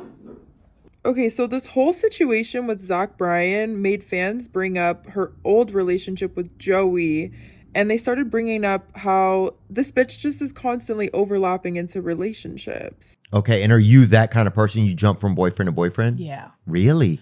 I'm a relationship girl. You are? Yeah. But do you leave any time? Like, is there... There's an overlap usually. No. Always an overlap. Every time. So you are, okay, that's not called an overlap. That's called, I think, I don't know what the term for it is now. What do they call it, Zach? Overlap. Might be cheating. Overlap. Yeah, they used to call it cheating. Okay, now they call it overlap. Okay. Yeah. Dang, that's interesting. There's been a few, there's only been a few overlaps. Do you let the men meet each other like in passing? Like, is there like a moment where you get out of one car and into an, like, you know, is there that, at least give the men that moment? The first one, there was an overlap meeting. Really? Yeah. No way. What happened? Well, because I just date my friends. So like we'll be in the same friend group and then they'll all know each other. There will always be that overlap. And the guy I'm dating currently usually can tell that I'm going to want to date the friend. No way. Really? Yeah, but I'm saying like always. It's been like 3 times. Okay. Yeah. It's been like 3 overlaps. But that seemed like a pretty decent amount. I think, like, I'm not a detective or anything, right? I don't even know any I mean, I know one guy, he's not a detective, but he'll find out. But when he hears this, he will, you know. But definitely, what were you talking about? Oh yeah. Yeah, dude, you gotta fucking let them meet each other. Sometimes, yeah. Yeah, just like And it seemed like you might have a problem then. Yeah. Yeah. So Brie finally addressed the Zach Bryan rumors on Plan Brie in August. I think I may have some stuff to address. Yeah, let's get into it. In a lighthearted, fun way. Totally lighthearted, fun way. You want to break it? Well, I would like to ask, where have you been? I've been hanging out with a guy named Zach. Zach who? Bryan. What? Just kidding. And yeah, dude, just gonna go ahead and say it. Yeah. Just hanging out with a guy named Zach. Started hanging out with a guy named Zach. What, 3 weeks ago? Yeah. Yeah. I'd say. Yeah, it's fun. it's casual, and yeah, I just want to address it because the whole internet is freaking the fuck out and people are doing shit. And yeah, that's really it. Just hanging out and having some fun. I mean, the whole internet is really this is tickling their little fancy bug right now. Bro, I know it's crazy. And I don't know, for some reason, I thought I was never gonna have to say it. I thought it was gonna be like the one thing from the internet that I could keep a secret. I mean, if it wasn't for that goddamn governor. I know. What a recluse.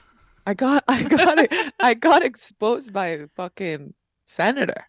Dude, I genuinely wouldn't have. What? I wouldn't have even thought that was you if it were me, and I'm your best friend.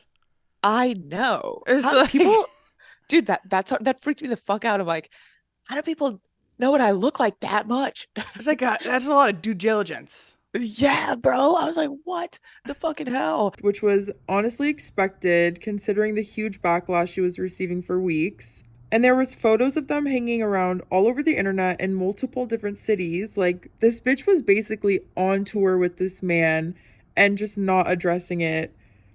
So she said, I was still with my boyfriend at the concert. And then a few days later, me and Joey break up. And Zach had already broken up with his girlfriend.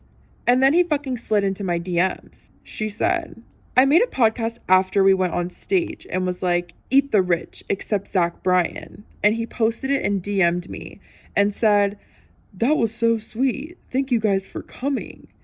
And from there, we just started chatting. So that was this bitch's explanation for how they somehow ended up together. And she pretty much just tried to make it seem like she never cheated on her boyfriend, Joey, and that Zach didn't cheat on his ex either. Which it's like, okay, be fucking for real. Like, we seen y'all meet and shit. And really, like, you were still with your boyfriend at the concert and then you guys just like randomly decided to break up. Like, why? Why'd you decide to break up? Like, where's the explanation? It's because you fucking wanted Zach Bryan. The fuck are you talking about? So this relationship with Zach seemed to have changed Brie, and not for the better. Well, at least that's what the people think. Oh, it's not for the better. A lot of people make comments about Brianna and will basically tell her that ever since she got with this man, she's out of touch and she's changed for the worse. Okay, have you seen her on like the latest BFFs? Like, I'm talking to you, bitch. Have you seen her? Like, it looks like she's gotten like 20 more things done in just like the past like week. Yeah, I seen her. She like cut her hair and like dyed it again or some shit. But also just like her face, like it literally looks like she's gotten like so many things. Like it looks like she got like her like jaw like taken down, like, you know, like shaven, like Ariana Grande. Like buccal removal or some shit, or like the actual jaw. I don't know, like it's like this thing that a bunch of celebrities are doing. Like they like shave down like their jawline so it's more like, you know. I don't think she's gotten any surgeries, and I don't know. I'll tell you why I don't think so, because she's consistently been posting on Plan Brie, so there's been no like surgery recovery. I don't know, something is like really like drastically changed like very recently. Like I saw it and I'm like, who the fuck is that? Maybe she just has like filler or some shit. Oh yeah, she got like her lips way more done, but I'm just saying like she like literally looks so fucking different from just like a month ago. Well, she not only looks different, but she be acting different, so let's get into it. So a lot of motherfuckers on the internet, they call Brianna out of touch. They think she has an ego, and they think she's a pick-me, and there's a lot of comments made about this, calling her out for these things everywhere. There's TikToks about this, all kinds of shit.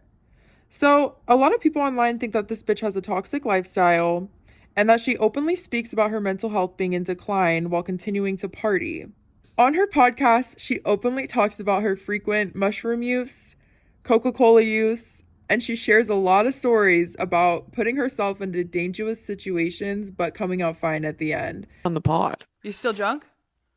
I think I'm wasted. Nice. It's better to wake up wasted than to wake up hungover. I think that was, dude, I did a bunch of shrooms last night. And I laid in a field by myself and looked at the stars for about 3 hours. That sounds lovely.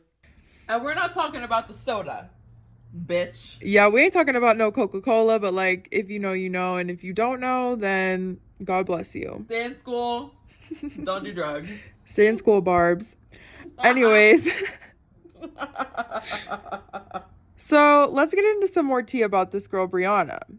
So ever since this girl has started dating Zach Bryan, a lot of people online have accused her and called her out for copying Zach's ex-girlfriend, Deb, speculating that Brianna is trying to be more like Zach's type.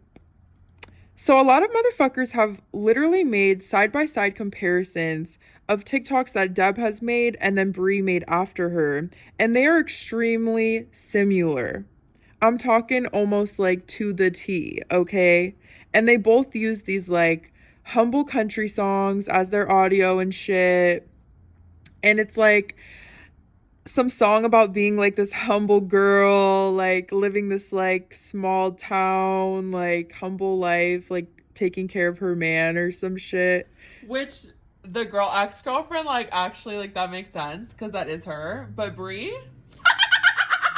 No. Yeah, it's like Brie is literally from like the East Coast. That's her whole persona. She literally sells like East Coast girl merch and like shit like that. You're not country. She lives in New York City. And it's like, okay, maybe you're not trying to be country, but like you are, but even if you were just trying to come off as humble, like that's not your persona. That is not how you have come off for the past like 2 years on the internet. You feel me?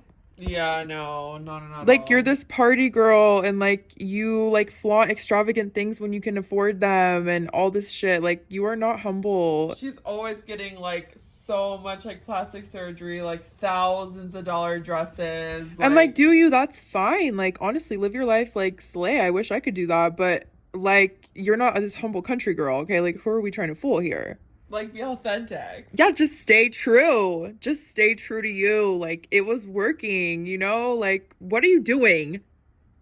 Anyways, but yeah, so their videos and their posts are so similar. It's really just weird. I'm gonna post this. I'm heading off to bed, but that's the same cowboy boot she wore June 30th on her Instagram post. Also the same one that Zach's ex wore as well. Crazy, isn't it?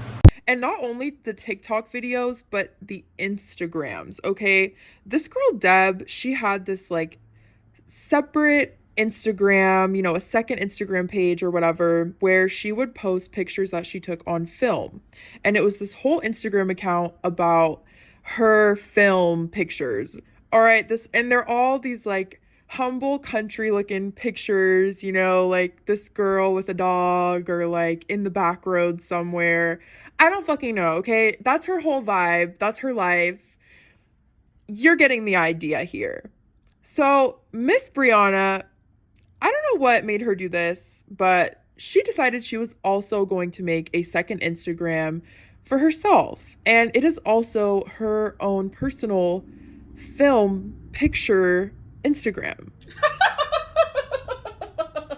And it's like, okay, like maybe this is just like some kind of weird trend that's going on. Like, I don't know. I'm not really on Instagram like that. But even if it was, Brianna's whole theme to her film page is being a country humble girl and taking pictures with Zach Bryan and like Zach Bryan's mom and like chilling in like, I don't know, Oklahoma or some shit. Okay. Like, girl, what is this? It is just so weird, honestly. Like, just do your own thing. I have a question. Like, what does the mom think about this? Like, what does the mom think about him dumping, like, the humble country girl and then getting with Brianna Chickenfry, the party drunk? I would love to know what the mom thinks, too. But I honestly, I don't know much about Zach Bryan. Like, that's not my thing. That's not my thing either. He looks like a big baby. Yeah, that's just not really like my thing, but I couldn't tell you. Maybe that's why Brianna is like trying to act so different. Like, I really don't know. Is she just trying to like secure the bag with Zach Bryan? Like, but it's like, doesn't Zach know who she is? Or do you think he never took the time to look into her? I honestly don't know. Like, I kind of feel like she went to the concert. She wore like an extremely low cut top, her like fake boobs like flopping around. And this man was probably like, oh, like fake tits and like some clout. She has some clout. Like, okay, like maybe I'm down. Like I'm down for like a little whole. That's kind of that's exactly what I like picture in my head too. Yeah. That has to be like how it went down. Yeah, and even when they met at the CMAs, not even that concert that they're brought on stage, like she's wearing a dress that like her boobs are falling out of.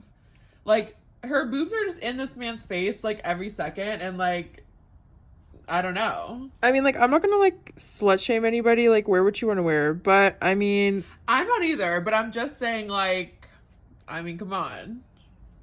Come on. the titties were ta-taing. The titties were ta-taing in this man's face. The boss baby wanted the tatas. Anyways, let's get into the next fucking controversy, which is the 9 to 5 fucking whatever you want to call it. This whole 9 to 5 bullshit, okay? On the BFFs podcast, the BFFs motherfuckers, they reacted to a viral TikTok in November 2023, and it was made by a girl named Brie, and she expresses in her TikTok the struggle of being a recent college graduate and taking on her first 9 to 5 job, while also commuting in a city. Brielle claims she doesn't have any personal time or energy for herself outside of this work schedule. She went on to post multiple TikToks, and they all went viral, discussing the need for change with the typical 9 to 5. I'm emotional, but like, am I so dramatic? It's fine.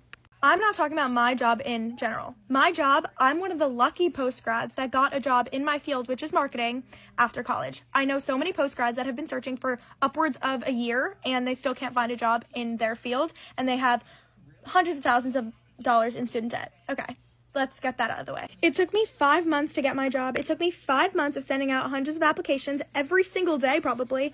I probably have 10,000 applications out there, and I heard back from one employer, and that's the employer I work for now. I had to move for that job. I had to move to New Jersey because I can't afford to live in New York. The job was set in New York, and I immediately had to move, or else I knew that I wasn't going to get my foot in the door if I waited any longer. My commute is 2 hours there and 2 hours back. I said 6:15 earliest, and I sometimes get back at 7:30. It really just depends on the train that day. So me, I'm just one worker. I shouldn't represent everybody because I don't even have half the struggles that most people do. Most people have kids and animals. Imagine me leaving a dog or a kid at home from 7:30 in the morning to 7:30 at night. That's animal and child abuse, but I have to work, so there's nothing I can do about it. My job in general, I am so extremely thankful that my employer actually decided to reach back out to me, because a lot of them don't, because they don't want to train a college graduate, and that's the problem. Postgrads are having so much fucking difficulty finding a 9 to 5, and then when we do get thrown into a 9 to 5, we don't know how to handle it, because one, college doesn't set us up for that type of schedule. It's not a normal schedule that a human should be on anyway, so your body isn't used to that. We were all during COVID, we all had to go remote, so my high school was remote and part of my college was remote. Obviously, I'm not used to working a 9 to 5 schedule because I'm not used to being anywhere from 9 to 5 during the day. I can't even imagine the working parents out there, and like, I give so much grace to them because it's incredibly hard in America to be emotionally and mentally stable when your days are structured like that. So the BFFs reacted to this video, and the reaction was telling. People did not like this reaction. Woman upset over 9 to 5 job. One on TikTok has been viral for crying about her 9 to 5 job or 2 hour commute because she has no time to do anything after work. Many people have met her TikTok with criticism, call her a spoiled brat. Yeah, welcome to the world. This is my first job, like my first 9 to 5 job after college. I get on the train at 7:30 and I don't get home till like 6:15 earliest. I'm so upset. The 9 to 5 schedule in general is crazy. I don't have time for anything and I'm like so stressed out. And I'm also getting my period, so that's why I'm all emotional. Yeah, that's life, man. That's I mean, yeah, it sucks, but I don't mean to laugh. I mean, yeah, no shit. that's just life. Go try to make a better job for yourself if you want to. We did it. Yeah, the 9 to 5 grind. I did it. It's brutal. All right. So basically, all of the reactions were giving out of touch, but the person who really kind of took the cake in this episode was Brie. And this made a lot of people come for Brie. So Brie, Dave, and Josh all agreed that the 9 to 5 sucks. But Brie ended up basically telling this girl to just get a better job. So Brie just tells this girl, just get a better job. And the reaction to this comment specifically was really bad. So Brielle herself responded to Brie in a TikTok. I just got sent the BFFs podcast about me, about Brianna Chickenfry, like reacting to my 9 to 5 video. And basically she just said, suck it up, that's life. And it's disappointing, but it's completely not surprising. Yeah, welcome to the world. Yeah. Let's watch it, though. This is my first job, like my channel. Yeah, that's life, man. I mean, yeah, it that's sucks, but yeah. It's I mean, yeah, That's no just shit. life. Go try to make a better job for yourself if you want to. We Yeah, did the it. 9 to 5 grind. I did it. It's brutal. Is to sit there and say that's life when nobody can afford doctor's appointments. People literally work from the moment the sun rises till the minute the sun sets. It's pitch black every single day. You have no idea the struggle that most people in America face. So to just sit there and to not acknowledge that with the platform you have is so disappointing, because that shouldn't be life. Even Trisha Paytas sat there and said this should not be life in America or anywhere. To sit in your little influencer tower and be able to experience more in a year paid for than the average American working will in their entire lives, to just sit there and laugh and be like, haha, go create a better job for yourself, she said to me. If I don't like my hours, go create another job. Do you know how much it costs to start a business? Do you have any idea? No. Also, with how easy you're making it sound, wouldn't everyone be self-employed and there would be nobody homeless in the world if it was that fucking easy? The majority of the working class can't even pay for their prescriptions. It's crazy to me.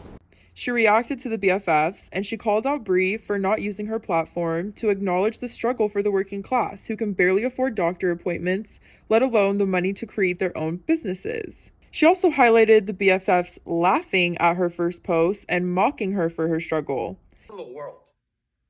Yeah. Let's watch it, though. That's just life. Go try to make a better job for yourself if you want to. We did it.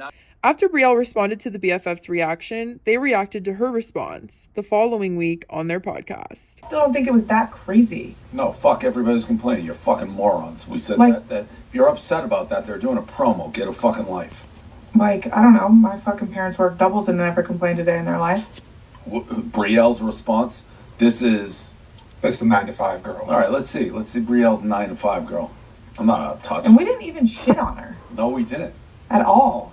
Like, we're the ones that said, oh, this is annoying. I just got sent the BFFs podcast about me, about Brianna Chickenfry, like reacting to my 9 to 5 video. Why is it basically she just said, suck it up, that's life. It's disappointing, but it's completely not surprising. To sit there and say that's life when nobody can afford doctor's appointments. People literally work from the moment the sun rises till the minute the sun sets. It's pitch black every single day. You have no idea the struggle that most people in America face. So even Trisha Paytas sat there and said, this should not be life. To sit in your little influencer tower and be able to experience more in a year paid for than the average American working will in their entire lives, to just sit there and laugh and be like, haha, go create a better job for yourself, she said. Do you know how much it costs to start a business? No. Also, with how easy you're making it sound, wouldn't everyone be self-employed and there would be nobody homeless in the world if it was that fucking easy? This girl's fucking crazy. Sorry, Brielle, you crazy. She's crazy. Fucking insane that she sat there. Everyone in that comment section too is sitting there like, we sat there and made fun of working people, made fun of people with 9 to 5 jobs. All we said is it's crazy to get on fucking social media and like shit on us for it. It's not our fault that this is our fucking job. Somebody show Homegirl the Barstool documentary. Fucking girl sleeping. I'm driving the fucking Astro van around 48-hour papers, clean shit out of racks. There was a lot of Dave stands in the comments going after these people, being like, you don't know what grinding is. Yeah, you don't fucking know shit, Homegirl. That girl's crazy. Don't let that girl get you. That girl's crazy. Do you know how much it costs to start a business? What are you talking about? I never said to start a fucking business. We were just saying to get mad at Charlie. We got lucky. I said, yeah. She was more mad about the 9 to 5 thing than the Charlie thing. Those were like those two got lived in together. Working sucks. 9 to 5 fucking sucks. No one was not on her side with that. We were saying, yeah, that unfortunately is just fucking life. We're not the president. She has no idea the days we spent flipping patties. Dude, and everyone's like, have you ever had a job? I'm like, I've had so many fucking jobs, dude. It's about a grind. Crazy. Brie acted confused as to why Brielle was singling her out so much, even though she made the comment to just get a better job. Brie said, I don't know, my parents worked doubles and never complained a day in their life. And everyone in that comment section is sitting there like we made fun of working people. All we said was that it was crazy to get like on... Oh my God. This bitch is so illiterate. Hold on, I'm sorry. This is so hard to read. Everyone in that comment section is sitting there like we made fun of working people. All we said was that it was crazy to like get on fucking social media and like shit on us for it. It's not our fault that this is our job. So this bitch really just doubled down. And after this comment, a plethora of comments and TikTok videos were made calling her out and influencers in general for being out of touch with reality. Somehow I struck a massive barstool nerve and Dave Portnoy got really angry and called me crazy, which is not the turn I expected to see today, but this is the last thing I say on the topic. I'll play some of it. We didn't even shit on her. No, we didn't. At all. I mean, I don't know how you expect a normal person who's not an influencer, who hardly had a following, to react when two people my age and an older guy are sitting there playing my video on the TV laughing at me. Especially when the podcast has millions of listeners. Oh, fucking no. Shit, homegirl. That girl's crazy. Don't let that girl get you. That girl's crazy. Do you know how much it costs to start a business? What are you talking about? The weirdest thing is, I wasn't even the one that started the whole out of touch thing. Like, all the comments did. Because they see it too. It's not just me. I'm not the only one that made this wild assumption. Sorry, there's not really an assumption to be made when you're just sitting there laughing. I couldn't tell what stance you had on the topic because you didn't give one at all. The internet is so weird, genuinely. Like, why do I have two TikTok influencers and a much older man sitting there yelling at me saying that I don't know shit about anything and saying my name to millions of people? It's so fucking weird. A minute, but up until incredibly recently, I have enjoyed the BFFs podcast. If you're unfamiliar, the infamous CEO of Barstool Sports, who's 46 years old, created a podcast with young TikTokers where they were supposed to go through headlines and just talk about the news where the young people explain it to him. Initial dislike for the podcast started when Dave would read headlines and then basically be like, why do we care about this? I don't care about this. Adam, why'd you put this on the list? It's like, dude, that's the whole concept, is you don't know why people care about it. They're gonna explain it to you, but like, whatever. Here's the straw that broke the camel's back. Literally months ago, this girl went to TikTok crying about her 9-to-5 job. It went super viral, and I'd like to note she starts this video with being like, this is probably ridiculous, I'm being overdramatic, but my 2-hour commute consumes my whole life, I don't have time for anything, this is a hard adjustment. BFFs react to this viral video as they do as literally the concept of the podcast, and in it, they're basically just like, suck it up, if you don't like your 9-to-5, don't come online and complain about it, just find a better job for yourself. Now, mind you, I have seen influencers come online crying about not getting concert tickets, or maybe complaining about their boa being taken at a concert. Okay, I'm in line right now, and these crazy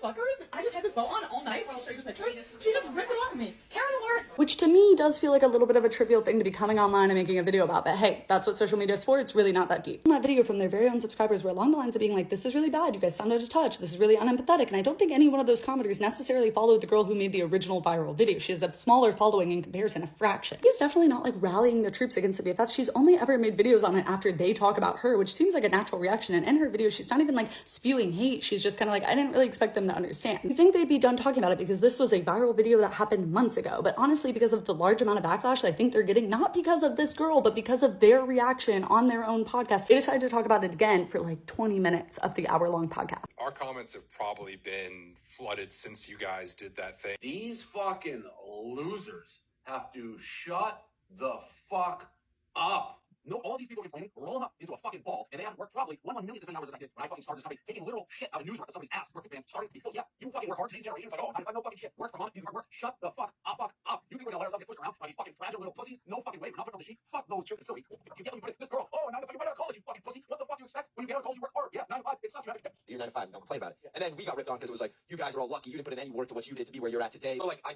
never had to work at 9 to 5. You know, like I decided to start doing social media when I was 13 years old. It's not like I never put in work into things. Like I was the kid that, you know, was doing like yard work for 8 hours a day when he was 10 years old and 11 years old. And like, yeah, it's not the same as what these 9 to 5s are. I'm not saying that, but like I always was something I was trying to do work and find ways to make money. I just started really young, and then I sacrificed having like a great high school to go and be the kid that was doing social media. I'm hot, bitch, I've been road. Get with me. I'm catching vibes from I was able to go to LA at 17 and drop out of my senior year and start, you know, the management company I started. And my mom would be out of the house at like 5 in the morning, wouldn't be back until like 7 at night. Like my dad was up for school at 7 and then he would be back till like 4. You know? All I have to say is if being a famous influencer makes you that unempathetic to people, I hope to never reach that level of success in my entire life, because that was ridiculous. And if you want to talk about being out of touch, you know what's out of touch is blaming this one girl for all the backlash you're getting. She is not responsible for it. Your own words on your own podcast is what created the backlash. That girl has like 100,000 followers. She is not responsible for the tens of thousands of hate comments you're getting. This is for Brianna Chickenfry. For Brianna Chickenfry and Dave Portnoy and Josh Richards. Screw and you. BFFs podcast. And the whole BFFs podcast and the barstool industry. Y'all are out of touch. You guys really need help. You need help. You need help. Chickenfry, we just said this. You only got famous for posting drunk videos. But you want to sit here and say that everyone has the choice to choose where they want to work, as if most people in America aren't living paycheck to paycheck. And most people live in New York City. And Briella's not crazy. And get stuff sent to them for free all the time. Screw you. Fuck you. A lot of people online said in response to this that regular people are living paycheck to paycheck, and finding another job is not that simple. At all. Not at all. It is not that simple. At all. And a lot of people also responded to Brie directly, calling her out of touch. And some even going as far to say that it's because she's with Zach Bryan now. And beyond the Zach Bryan thing, which has definitely like made her more in the public eye, but this bitch has never had like a real fucking job. She's never had to like go search the job markets and apply to a million things, like hoping that just one of them gets back. She's never had to like fight for like a better wage. Like she just was a drunk party girl and then like got into Barstool and then like barely was an intern for like a week and then got like a full-time job there, but then also like her socials like took off. Like she's never like had to go through the struggle. And like once again, that's great for you. I wish I could relate.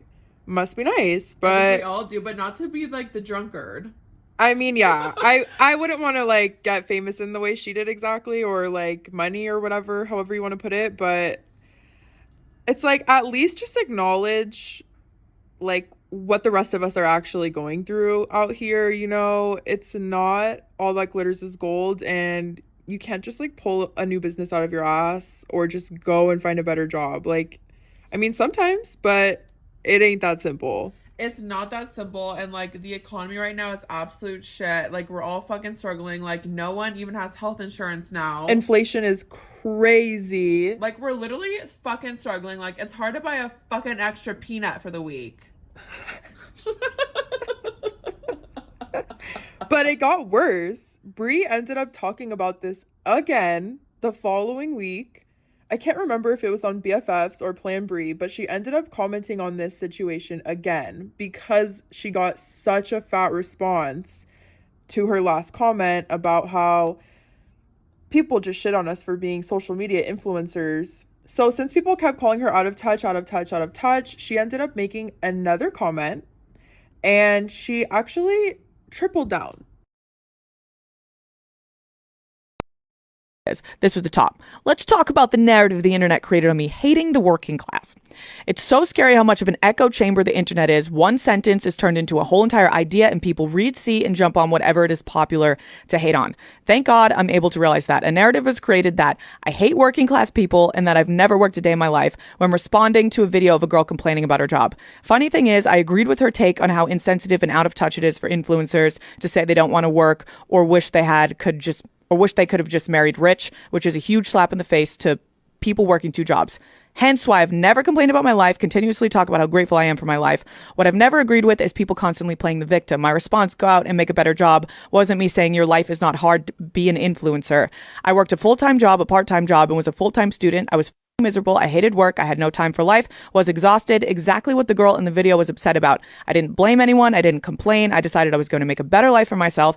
I saved up for a year, all while working a full-time job, part-time job, and being a full-time student, rented a U-Haul, drove to New York City with $200 in my bank account, lived in a 5x5 shitty apartment, lived paycheck to paycheck. I contemplated moving back home and living with my parents because it was so scary. But what I never did was complain or place blame. I continued to try and make it. 3 years later, here I am. Hence my comment, go out and make a better job. Could I have worded worded it better? Yeah. Could I have explained it more? Yeah. I am painfully aware of how lucky I am to live the life I do, but it didn't happen overnight and it was not handed to me like the internet so desperately wants to believe. Everyone in my life works a 9 to 5. I come from working class. There's not a bone in my body that doesn't resonate with people working their asses off. I've watched my parents work like dogs. My dad's 60, just had a stroke, still working the night shift to pay rent. So if you want so badly to find someone in the social space to call out of touch or say, hates the working people of America, you have the wrong one, and trust me, there's plenty. At the end of the day, I don't care who you think I am or what you think I believe. It's quite literally all made up from commenters on the internet who have never met me. I know exactly who I am. The people in my life know exactly who I am. I apologize to any of my followers who have seen these things on the internet and felt betrayed by me. That's the only reason I'm posting this, or in this case, saying this, for you guys to know where I'm coming from. I fully understand the hardships of living paycheck to paycheck, and I don't think everyone can just get up and change their life. My comment was directed to the sole person making the video. It was worded wrong, and I completely understand how it sounded. I just wanted to explain where I was coming from. If you don't agree with me, that's fine. That's the best part of life. We don't all have to agree. We can think for ourselves. Remember, people behind a screen are human, and your words aren't forgotten or unseen. Be a decent human. So this bitch responded to all the hate one more time in another podcast. And she said basically that she does understand the working class. And let me tell you why she understands people. Her explanation is that her father is still working and he recently had a stroke, but had to continue to work and pick up extra shifts, work the night shift, this bitch said, so that he could pay his bills. So if your dad's out here having a stroke and picking up extra shifts, The night shifts. while having strokes.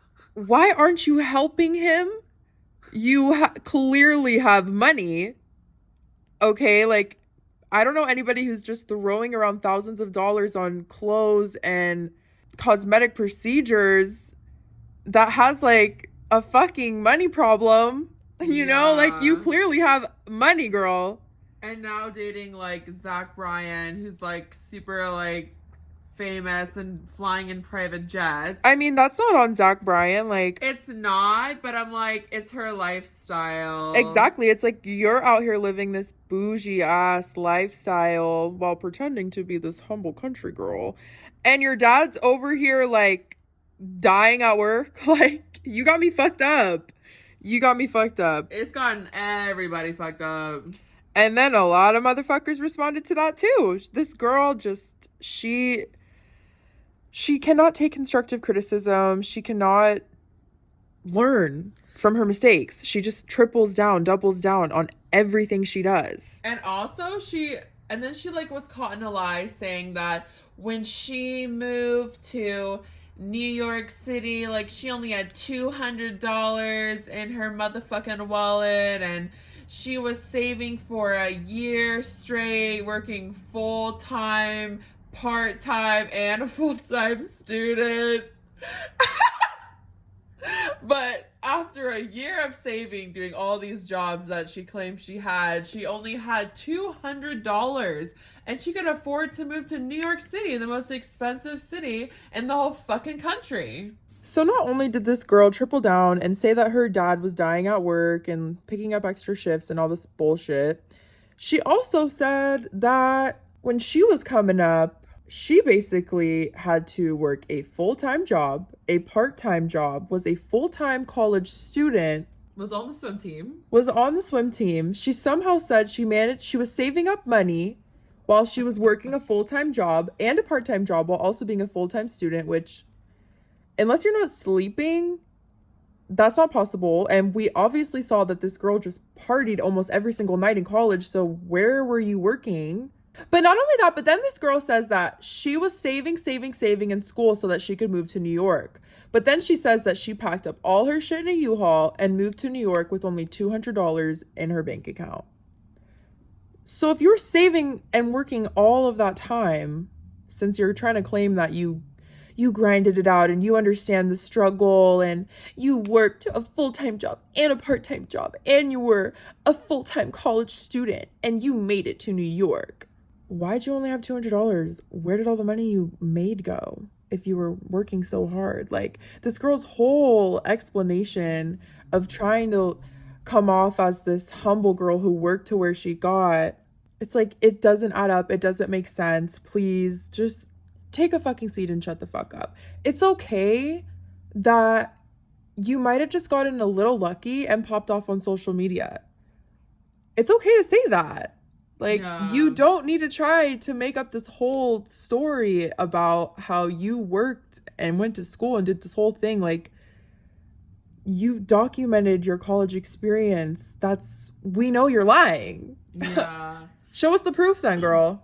And as someone who did like a 10 to 4 year full time, it's just literally not fucking possible to have a full-time job and a part-time job and a full school load while also being on the swim team and being a full-time partier at night. It just, she's a liar, and she's like a known liar.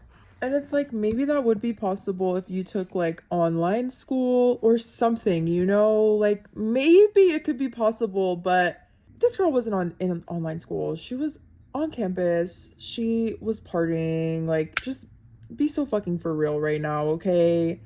You are not Dave Portnoy. You did not come up from the bottom and work for everything you got. Like, yeah, I'm sure you put in some work here and there, of course, but like, you also just got lucky. Count your blessings, white girl. You just got lucky. You just got lucky, and that's okay. Like, please, I wish that would happen to me, but just shut the fuck up. You know, just shut the fuck up. Yeah, shut the fuck up. Anyways, enough about this 9 to 5 bullshit. I'm sick of it. But it really just shows that they're just so like unrelatable and out of touch. Yeah. It really just shows like the division of class with the rich and the fucking poor that is now the working class. And Dave Portnoy even went on to, in another recent podcast, the one where they had Josh Peck on instead of Brie. This was like a couple weeks back. He had this whole rant about this whole 9 to 5 thing again. It's like they can't stop talking about it either. It's like, maybe just shut up. I know, just shut the just fuck shut up. Anyways, he went on this whole rant. We don't want to go into this controversy that's still going on when I'll say me because I can do it. That girl who was crying about like how tough her life is.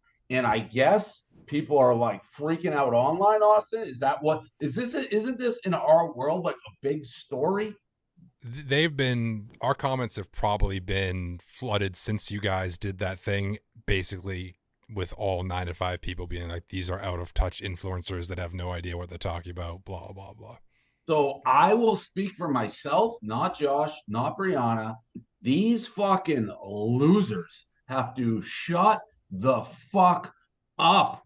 No, all these people are complaining, roll them up into a fucking ball, and they haven't worked probably 1/1,000,000th as many hours as I did when I fucking started this company, taking literal shit out of news racks. I'm talking not like, oh, there's crap in there. I'm talking the stuff that comes out of somebody's ass in my news racks, pulling it out with the goog on, shaving fucking graffiti off the things, working literally every fucking waking day in my Astro van, starting this paper from scratch, handing these fucking newspapers out on the side of a street. And before that, I had a 9 to 5 job where they threw a fucking phone book in front of me and told me just to start cold calling people to get them to buy software. So these people, yeah, you fucking work hard. Today's generation, it's like, oh, 9 to 5. No fucking shit. I sat in 95 on 128 for an hour and a half one way, worked from fucking 9 to 6, cold calling people, drove an hour and a half fucking back. Literally screaming, okay, about this shit. And he was basically saying that he worked his ass off and he made himself everything he is, and he built Barstool from the ground up, and he used to deliver Barstool newspapers and do all this shit, okay? He went on and on about his grind and how he came up from the trenches, basically. It's like, great.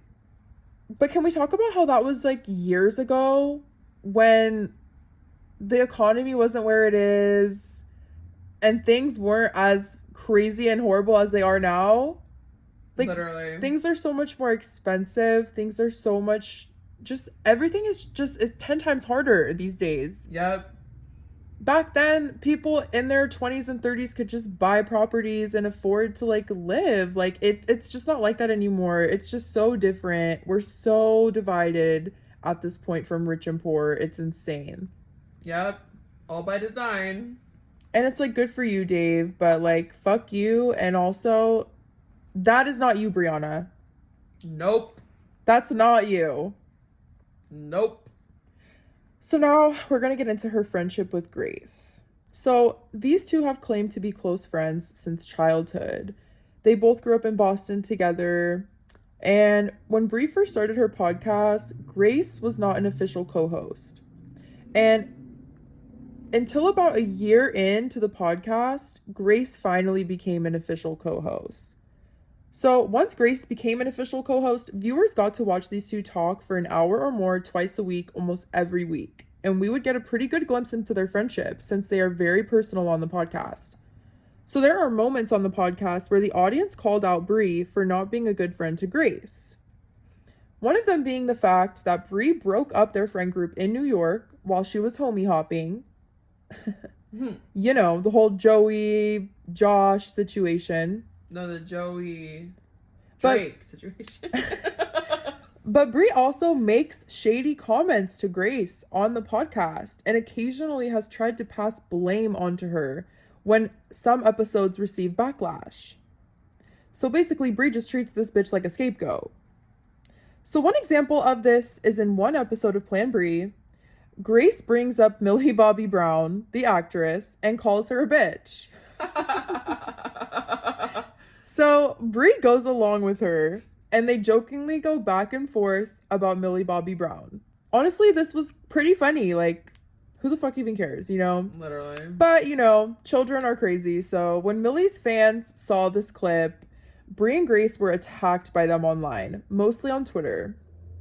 Those motherfuckers went in on Brie and Grace for talking shit on Millie Bobby Brown, even though it was pretty obvious they were just kind of joking.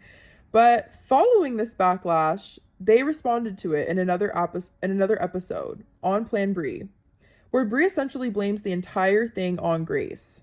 I spoke on Millie Bobby Brown's behalf last week, and you guys came for my neck, all right? I'm looking at you, and you. Came for your all right? throat. You came for my throat. You came for my appearance. I mean, you know what? Maybe I was wrong, all right? But I'm not saying sorry, because I stand by what I say because I'm a comedian. I start apologizing now. I'm going to be apologizing for everything. Making fun of myself, making fun of you. I'm not apologizing for shit, but I'm sorry. All right, okay. So last week on the fucking episode, we posted a clip of Grace saying she thinks Millie Bobby Brown's a bitch. She's hot and she knows it. That's the problem.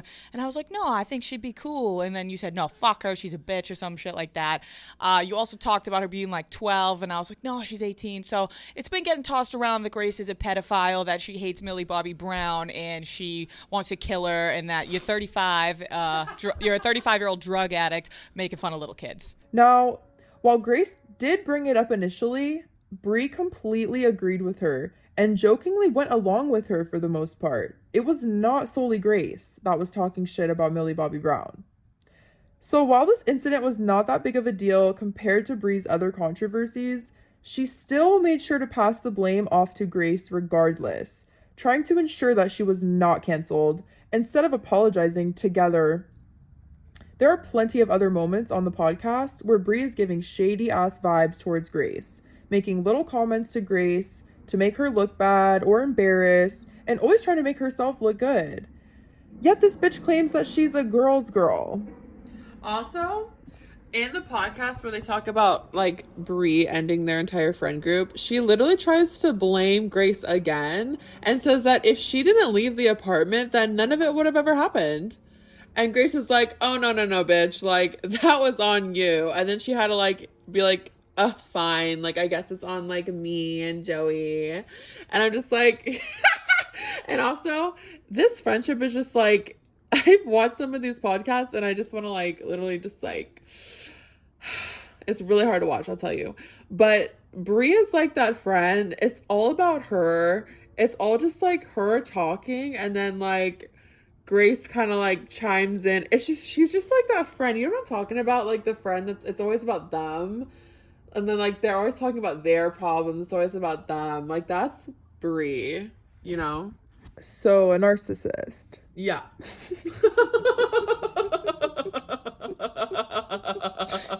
Yeah, she gives narcissists sometimes for sure. Yeah.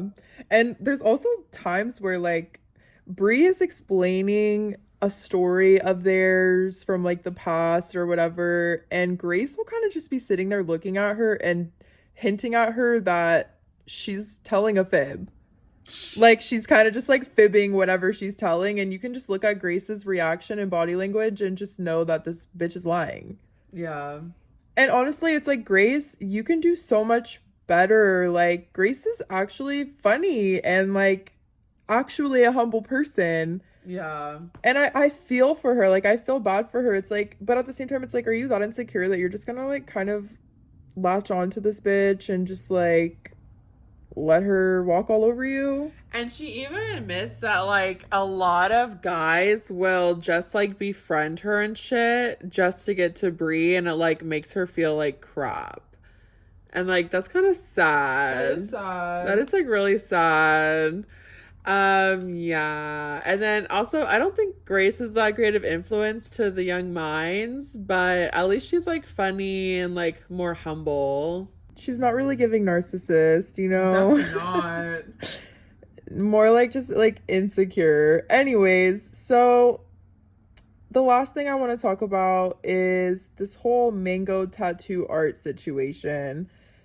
So allegedly, Brianna stole art from a tattoo artist. Okay, guys, all my new merch just dropped. My Stay Cool collab drops. This is the first one we got. Look at this. Beautiful. It's my Mango and Ollie tattoo. And then look at the back. Oh, yeah, be a decent human.